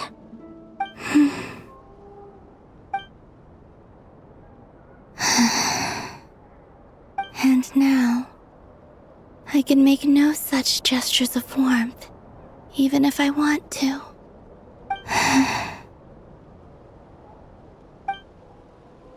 Still no name. That's a bit of a shame. But we did learn some interesting stories. That's gotta count for something. Farkas said he was gonna set up a meeting with Arlecchino and Sandrone, right? Let's go back to Nasha Town and see how he's doing. Let's see. Where's Varka? Oh, and it's Durin and Albedo too! Yeah, this is pretty much the same place we bumped into each other last time.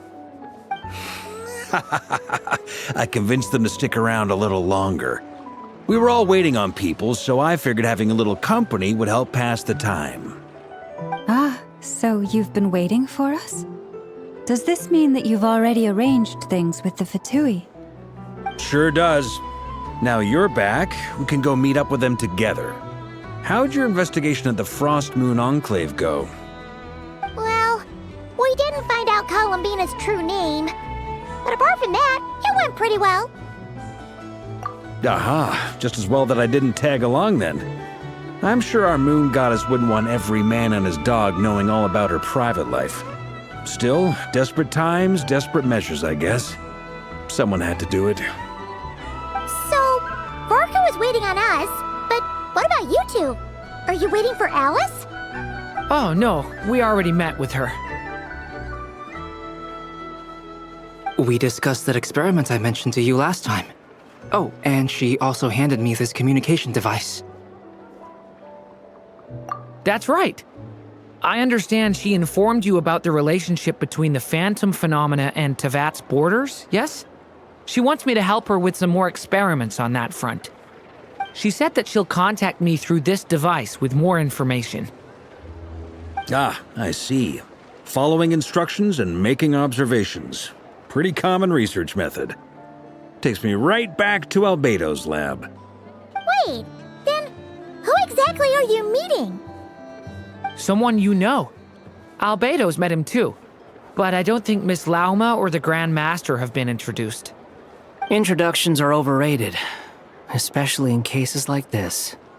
It's you! So, it's not like the academia has prohibitions against going abroad. Also, I applied for leave. I've been writing to Hat Guy since obtaining a human form. I've already brought him up to speed on everything that's been going on in nodkrai. Hat Guy? Turns out, I actually have heard that name before. Oh? Then why did you react the same way I did? I only knew the name, not the fella. But since we're all here, let's do some introductions for what it's worth. I'm Varka, Grand Master of the Knights of Favonius. Lauma, Moon Chanter of the Frost Moon Scions. And I'm a Driosh from the Vahumana Darshan of the Sumero Academia. Hat Guy. Good to see you again, Mr. Guy.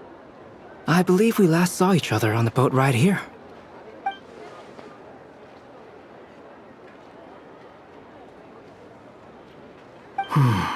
Mind you, the only reason I came here is because there's someone I want to look into. Who's that? The Doctor, also known as Dottore, second of the Fatui Harbingers.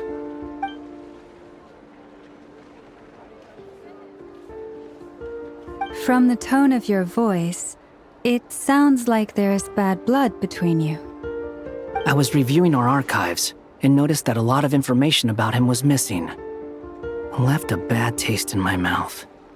That's all there is to it. Dottore, or Zondik, as he was then known, once studied at the Academia, but he got kicked out before he could graduate.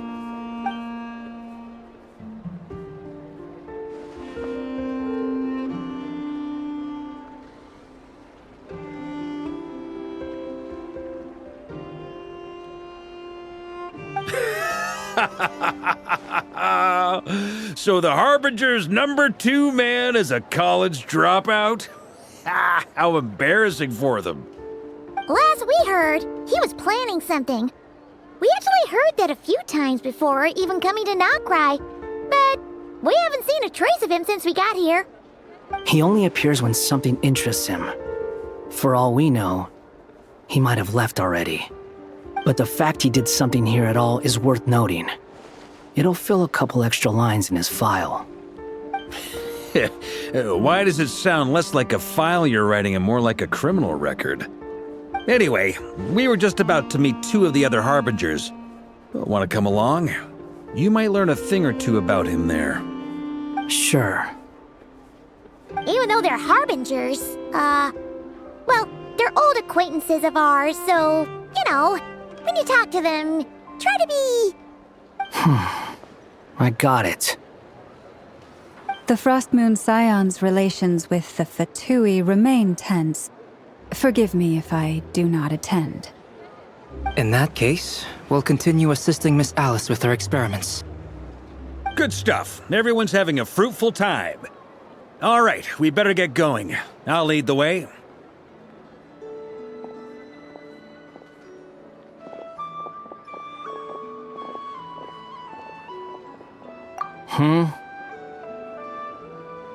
Well, yeah, that's obviously part of it. But I'm not the only one who has a score to settle with him. Neither you, nor Lesser Lord Kusanali, nor I want to see him meddling with things again. What's the hurry? Don't worry. Pigeons always know which way home is.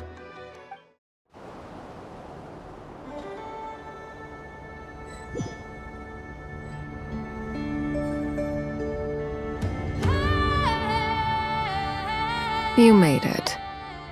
Who is this? A scholar from Sumeru. They call him Hat Guy. He's an old friend of the Travelers. Wait, this is the academia representative you wrote about? He doesn't exactly look the part. I believe this will prove my identity. You'll notice it bears the seal of the Sanctuary of Surasthana. Well, what do you know? So it does. All right then. My mistake. It's fine. I expected as much. What? So as I mentioned in my letter, the Academia's got its eyes on Dottore. But this matter remains top secret. Apart from those assisting in the investigation, the fewer people who know, the better. If anyone asks, I'm here in nodkrai to pursue my personal academic interests. Gotta say, Marka, you did pretty well to keep all this under wraps for so long. Sounds like you got in touch with the Academia about this way back. You flatter me. Where do I even start? Remember that time we fought Rerir at Star Sand Shoal? He sure let me have it then, didn't he? I'll bet Dottore had that all sketched out, with me as his convenient little pawn. He could not care less about us if he tried, but hey! The feeling's mutual. Does Dottore really strike you as the sort who values his relationships with his colleagues? Fair point. Definitely not. Which is why I always keep my guard up whenever he starts making suspicious moves. To that extent, our motivations align. On top of which, I consider you trustworthy people. Now, back on topic. In the wake of the Reikir of Solnari episode, Sandrone and I grew suspicious about Dottore's complete inaction during the entire affair. So we tried to find out what he'd been up to, but unfortunately to no avail. He never lets anyone in on his plans. The more he cares about something, the more secretive he gets. Indeed. Perhaps he believes that by keeping a low profile, he can avoid trouble. But that trick isn't going to work on his colleagues. Yeah, I mean, he's been researching the ancient moon's remnants. And he's been trying to get his paws on the moon marrows. Only an idiot would believe he doesn't have something more planned. With this in mind, I returned to Snezhnaya and relayed my thoughts to Her Majesty the Tsaritsa, entreating her to have him recalled. That's pretty direct. Did the Tsaritsa agree? Yes. I made it abundantly clear that the Fatui's business in nodkrai is almost concluded, and we do not need 3 harbingers in this territory. Her Majesty concurred. Accordingly, Dottore has returned at her orders. I imagine he is continuing with experiments, which no one besides he would ever have any interest in. Common sense might mean nothing to him, but he's not stupid. He knows that no good can come from opposing the Tsaritsa. Smarts alone won't get him all the way. He needs the Rooster's resources and Regrator's Mora, both of which the Tsaritsa can strip from him by waggling a finger. But doesn't he have a track record of publicly following orders while going against them in private? He probably has it down to a fine art by now. Wouldn't put it past him. We worked together on a research project once, only briefly, but it was enough to show me that we're fundamentally different people. He has no interest in doing things methodically, stage by stage. His thoughts jump all over the place, and the moment his curiosity is satisfied, or he gets the results he wants, he disappears.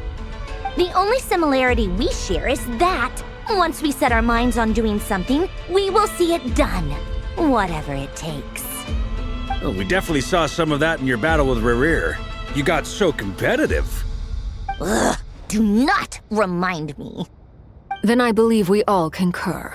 Dottore will not simply give up. Fantastic. Now this is turning into a whole day of unpleasant memories. Ugh. Are you talking about the moon marrow stuff? He also strikes me as the kind of person to disregard experimental regulations, ruin all the equipment, and go way over budget. Then leave the first person he can find to deal with the fallout. Exactly. This one time, he was running some high-temperature experiment and the substance exploded. But does he care? No. He orders his subordinates to open the device so he can observe the results, which causes the gas inside to leak out. That gas was poisonous. If I hadn't been there, who knows how many people might have died. And after all that, he left while I was still cleaning up after his mess. What a waste of time, he said. Waste of time? The nerve! He wasted my time! You've been bottling that up for a while, huh? Hat guy, I must say, you seem awfully familiar with internal Fatui affairs, especially when it comes to Dottore. Thank you, Lady Harbingers, for providing such valuable information. I have no other questions for now, so I'll be on my way. Wait, what? You're just gonna leave? You're welcome to join if you want. Ugh. Just when Paimon thought he'd finally mellowed out. He makes quite the impression. I'll say. I've met tons of headstrong people, but not many of them would join me in bad-mouthing Dottore. Anyway, back to the main agenda. Barca, you said that Columbina has gone missing? Or rather, disappeared. Yeah. We're working on building a connection between her and this world. The simplest method is to find out her real name. I've actually asked her that question before, but she said she didn't know. Considering our relationship, I doubt she was lying to me. As far as I recall, she was never dispatched by Her Majesty to claim a gnosis or anything like that. The Tsaritsa's plans had long contained a place specifically for her. I always thought that was weird. What could she do that the rest of us couldn't? Knowing what we do now, it's probably something related to Kavaki, right? More than likely. When she first arrived, Columbina would often go to Her Majesty and ask when she could start the task assigned to her. But Her Majesty always gave the same reply. The time has not yet come. So she spent her days in Snezhnaya doing basically nothing. The Tsaritsa has summoned a beautiful blind maiden to be a harbinger, giving her the third seat by virtue only of her enchanting voice. It was a dumb and stupid rumor, but the reality of the situation made it hard to refute. And what happened after that? I imagine she stopped caring. She no longer seemed to care why she had been recruited, and Her Majesty never gave her any missions, So she just continued to sing in the flower garden. For my part, I was busy. So busy, in fact, that watching someone be that idol had me fuming. But still, I got the sense that she had long been used to a life of other people claiming she was needed when she wasn't. I just felt that having a place to stay would cost me something eventually. And so I waited quietly for the day that I would have to pay the price. And on the other end of that spectrum, you had me. Someone once told me that I had the lousiest work and the toughest luck. That's a good way of putting it. I forget who said it, but those words have always stuck with me.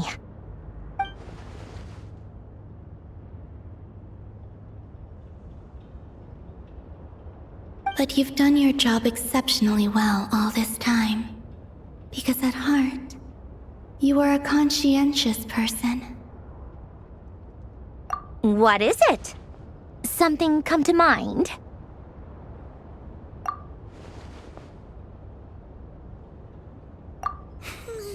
That makes sense. Nothing screams you are needed like your name shouted from across the town. Well, good luck with it. But if you ask me, Colambina is still the most shoutable name. I'm just so used to it now, after all the arguments we've had. I can't be bothered trying to remember another name for her. Nor I. Sandrone. Harlequino.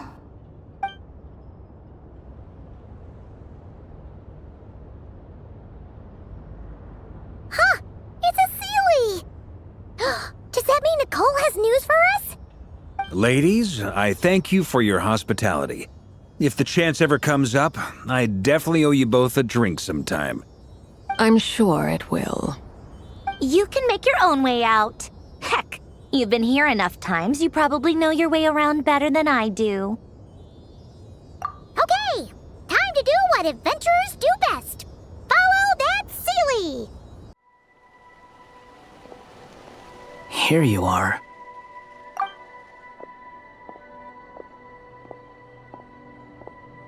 Oh, that guy. How come you're back so soon? Did things go all right with the Fatui? Fine. Totori's been summoned home by the Tsaritsa. Couldn't get much more than that. How about you? Any progress with the investigation? Unfortunately not. We've tried everything. Different phantoms, different locations, different points in history. But the results are the same each time. Abyssal monsters roaming the land. People crying out in despair, with no hope of being rescued. Every time I see it, I can't help but think, is this what it was like in Mondstadt when Dragonspine Durin attacked? And if I fail in the task I've been given, will I create yet another tragedy? That's just meaningless speculation. When we encountered similar phenomena previously, I tried to interfere with those illusions, using sounds and lights to guide them. However, we could not change their fates. At most, we were able to extend their existences. The events of the past are like fate that has been written into Irminsul. There isn't a living thing in Teyvat that can escape its past. But Miss Alice instructed us to try to find ways to change the outcome that these phantoms face. It's an impossible task. Can't you just refuse? Since she asked us to do this, I feel like it can't truly be impossible. Or if it is, well, mages can make the impossible possible. I could not have been born as Durin otherwise. But you also said that your past 39 attempts were fruitless. That's true. But you're still going. Yes. After this many futile attempts, surely you realize that you're not doing this because you still believe what some mage told you. It's because you want her hypothesis to come true. It's something you wish for deep inside. So, think for yourself about what you want to do. As long as you don't believe it's futile, it isn't. Yeah. Previous experience indicates that we cannot touch the phantoms, which limits the effectiveness of our interventions. If we want to clear this hurdle, we need to break this rule somehow. Same thought here. Following the same rules means repeating the same failures, reducing ourselves to mere playthings of fate. So you mean we need to figure out a way to make contact with them despite knowing that we can't? Yes, and I suspect that's something only you are capable of. Everything in Teyvat is logged in Irminsul, but the withering that once occurred in Sumeru was a sign that the Great World Tree was being corrupted. This corruption allowed things that should not have existed in Teyvat to appear. This is tantamount to rewriting reality to an extent. You're saying abyssal power might be able to affect those phantoms? No one's ever tried it before. If you're gonna try it, it'll take courage. And you have to be confident that you can control it. Is anyone there? Has anyone seen my daughter? She's missing. I have to find her. I hear someone inside. Spargana? Are you in there?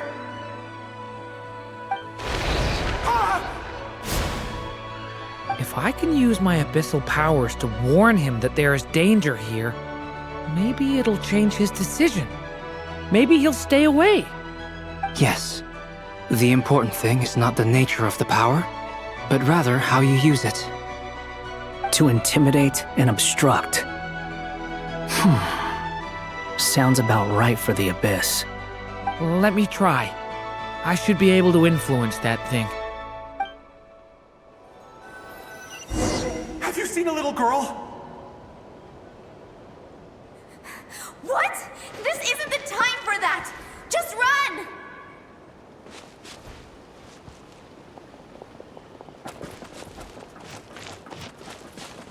I hear someone inside. Spargana? Are you in there? Monster's coming from.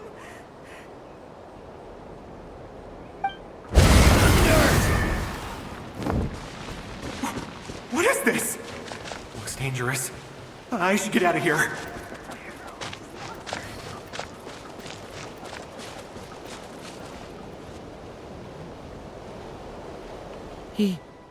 He really left. Ha! We did it! Don't celebrate too soon. Follow him. See what he does next. Monsters approaching from the front. You need to stop them and create an opportunity for him to hide.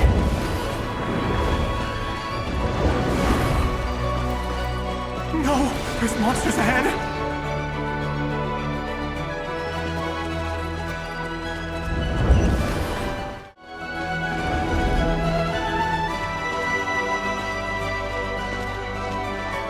The monsters are gone. Is it safe now?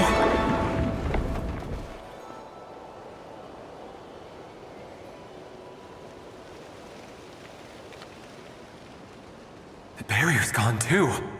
How odd. Anyway, I guess I'll keep going. Quickly, let's keep up.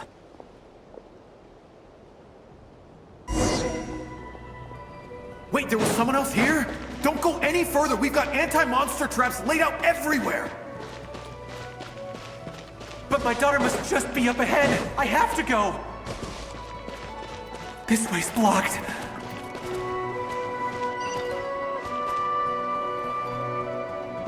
We might be able to use the explosives over there, but we need to take care not to hurt him.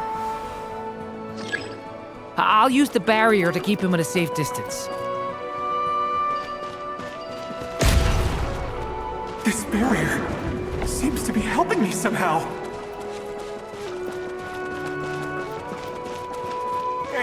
Hey, wake up! No good. Gotta keep moving ahead.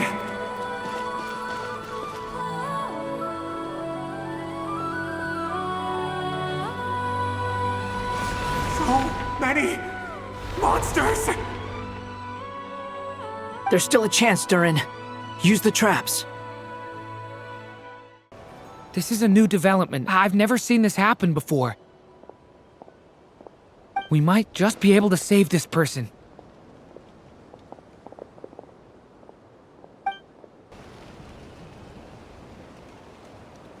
Hello there. Have you seen my daughter? Spargana's her name. She's carrying a large backpack. Get out while you still can, you fool. You won't find any survivors here. But I can't just leave her here. She must be so scared right now. Sorry. Wish I could help, but I haven't seen her. You'll just have to keep looking. Okay, thank you. If I do find her, I'll get her to shelter and come back for you. Don't bother. I've got nowhere left to go.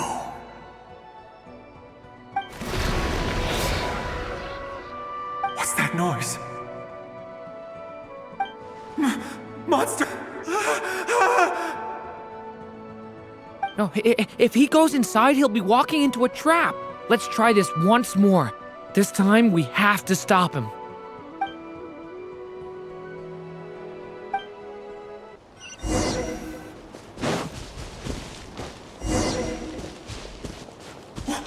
Why?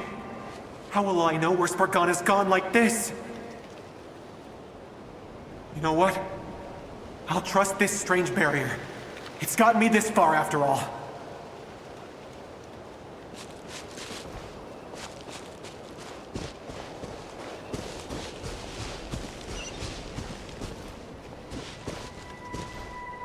Spargana, are you there? Huh?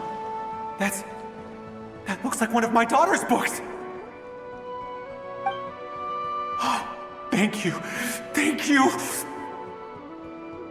Yes, it's one of hers for sure. That's her name on it right there. She left her backpack here.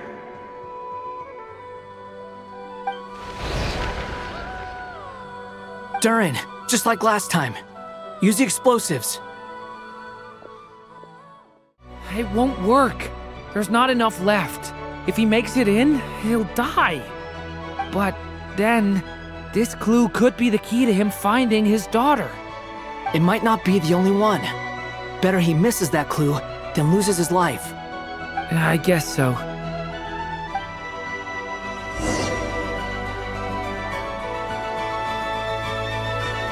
Stop him, Durin! We can't let him get any further in. That's my daughter's book! She's passed this way! Why? Why won't you let me go in? I've searched and searched and searched just for this!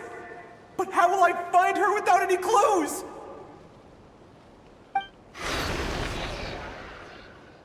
I no longer have anywhere else to go. I'm sorry. I'm so sorry. He refuses to go anywhere else. Whether he opens this door or not, all that awaits him now is death. We couldn't change his fate. Albedo? Hat Guy? Let's try one more time. I don't know how we're gonna do this, but I don't want to give up either.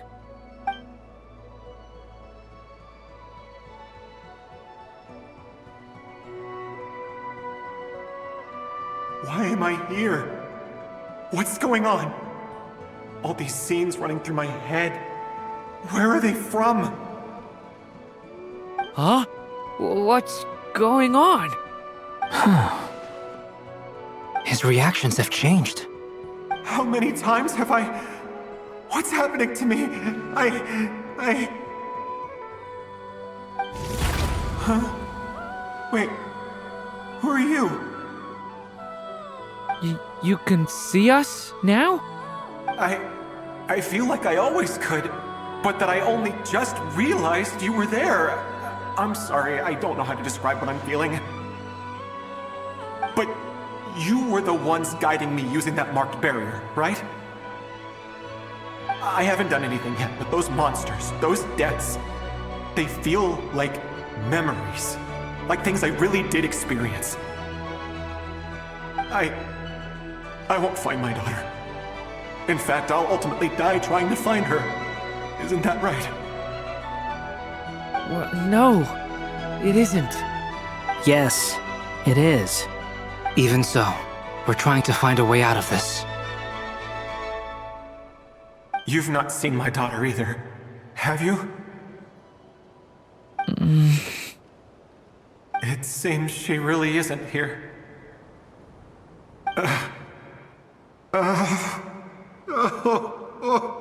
I'm sorry we couldn't help you.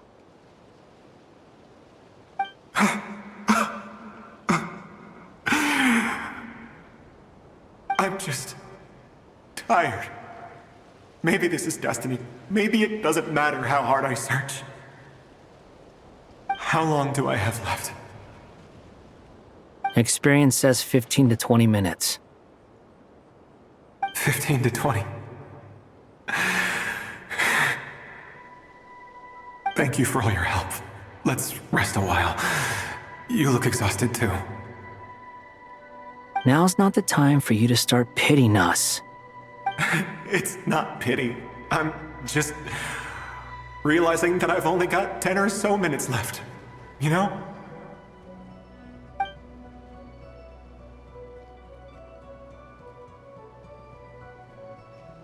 You say you're from Mondstadt, yes? A place with windmills, where people enjoy limitless freedom? And you're from Sumeru, where they've built an academy into a giant tree? Yes. It seems you've never heard of either place. Those names are unknown to me, I'm afraid, yes.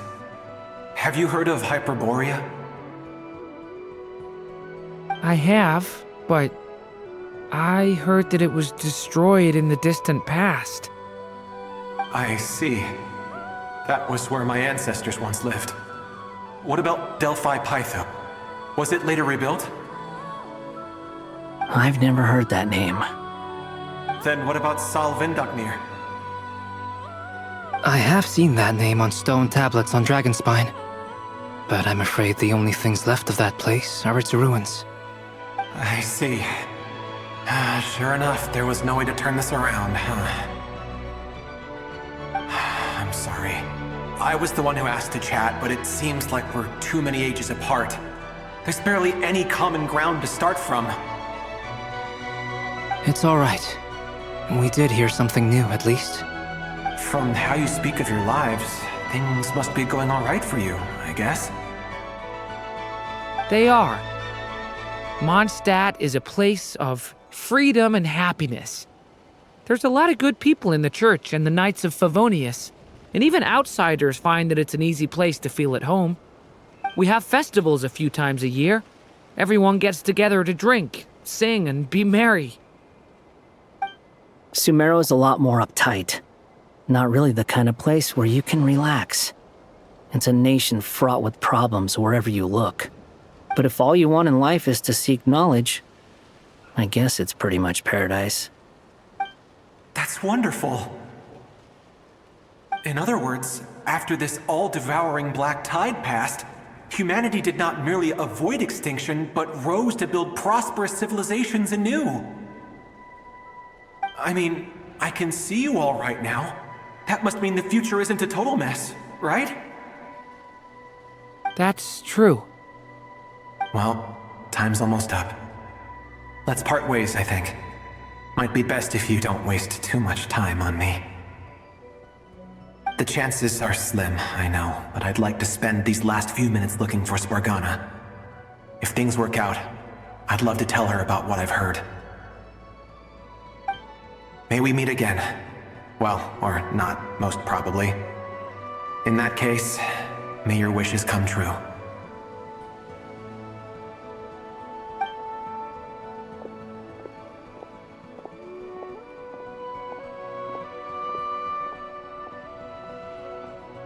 He's gone. In a few minutes, he will meet the end that was his to begin with. The ending of this tale did not change. But I believe that we've just made the most progress we have yet. May your wishes come true. If only it were so simple. Hat guy, could I ask you a question? You've never talked about your past. It seems complicated, and it weighs heavily on you, too. Would you be willing to tell me about it?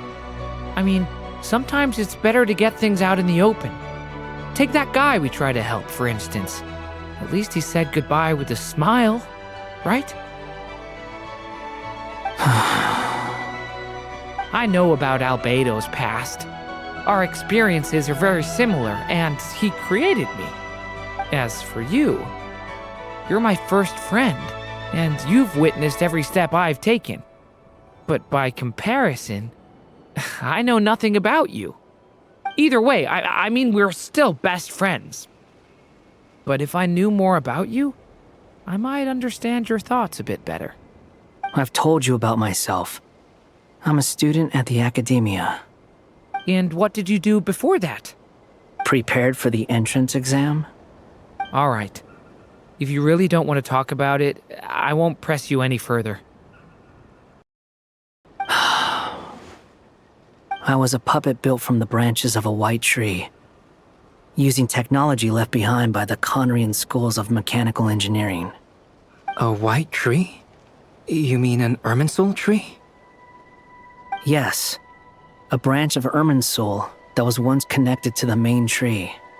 So you had a human creator too? Yeah. But my creator abandoned me after deciding that I was a failure. After that,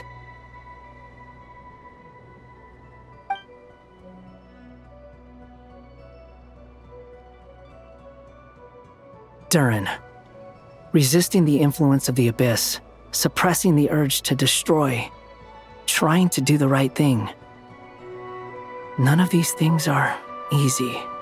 But no matter how hard they are, trying to rewrite past wrongs is far harder. You asked me if you would create a new tragedy if you failed. I told you there was no point speculating about that. But the real answer is, yes, you absolutely will. That guy. But at least you've got people here to help steer you away from the wrong path. So, just keep aiming towards the light. I will. I promise. All right, break time's over. Hello, Durin speaking. Hello, friends, it's me.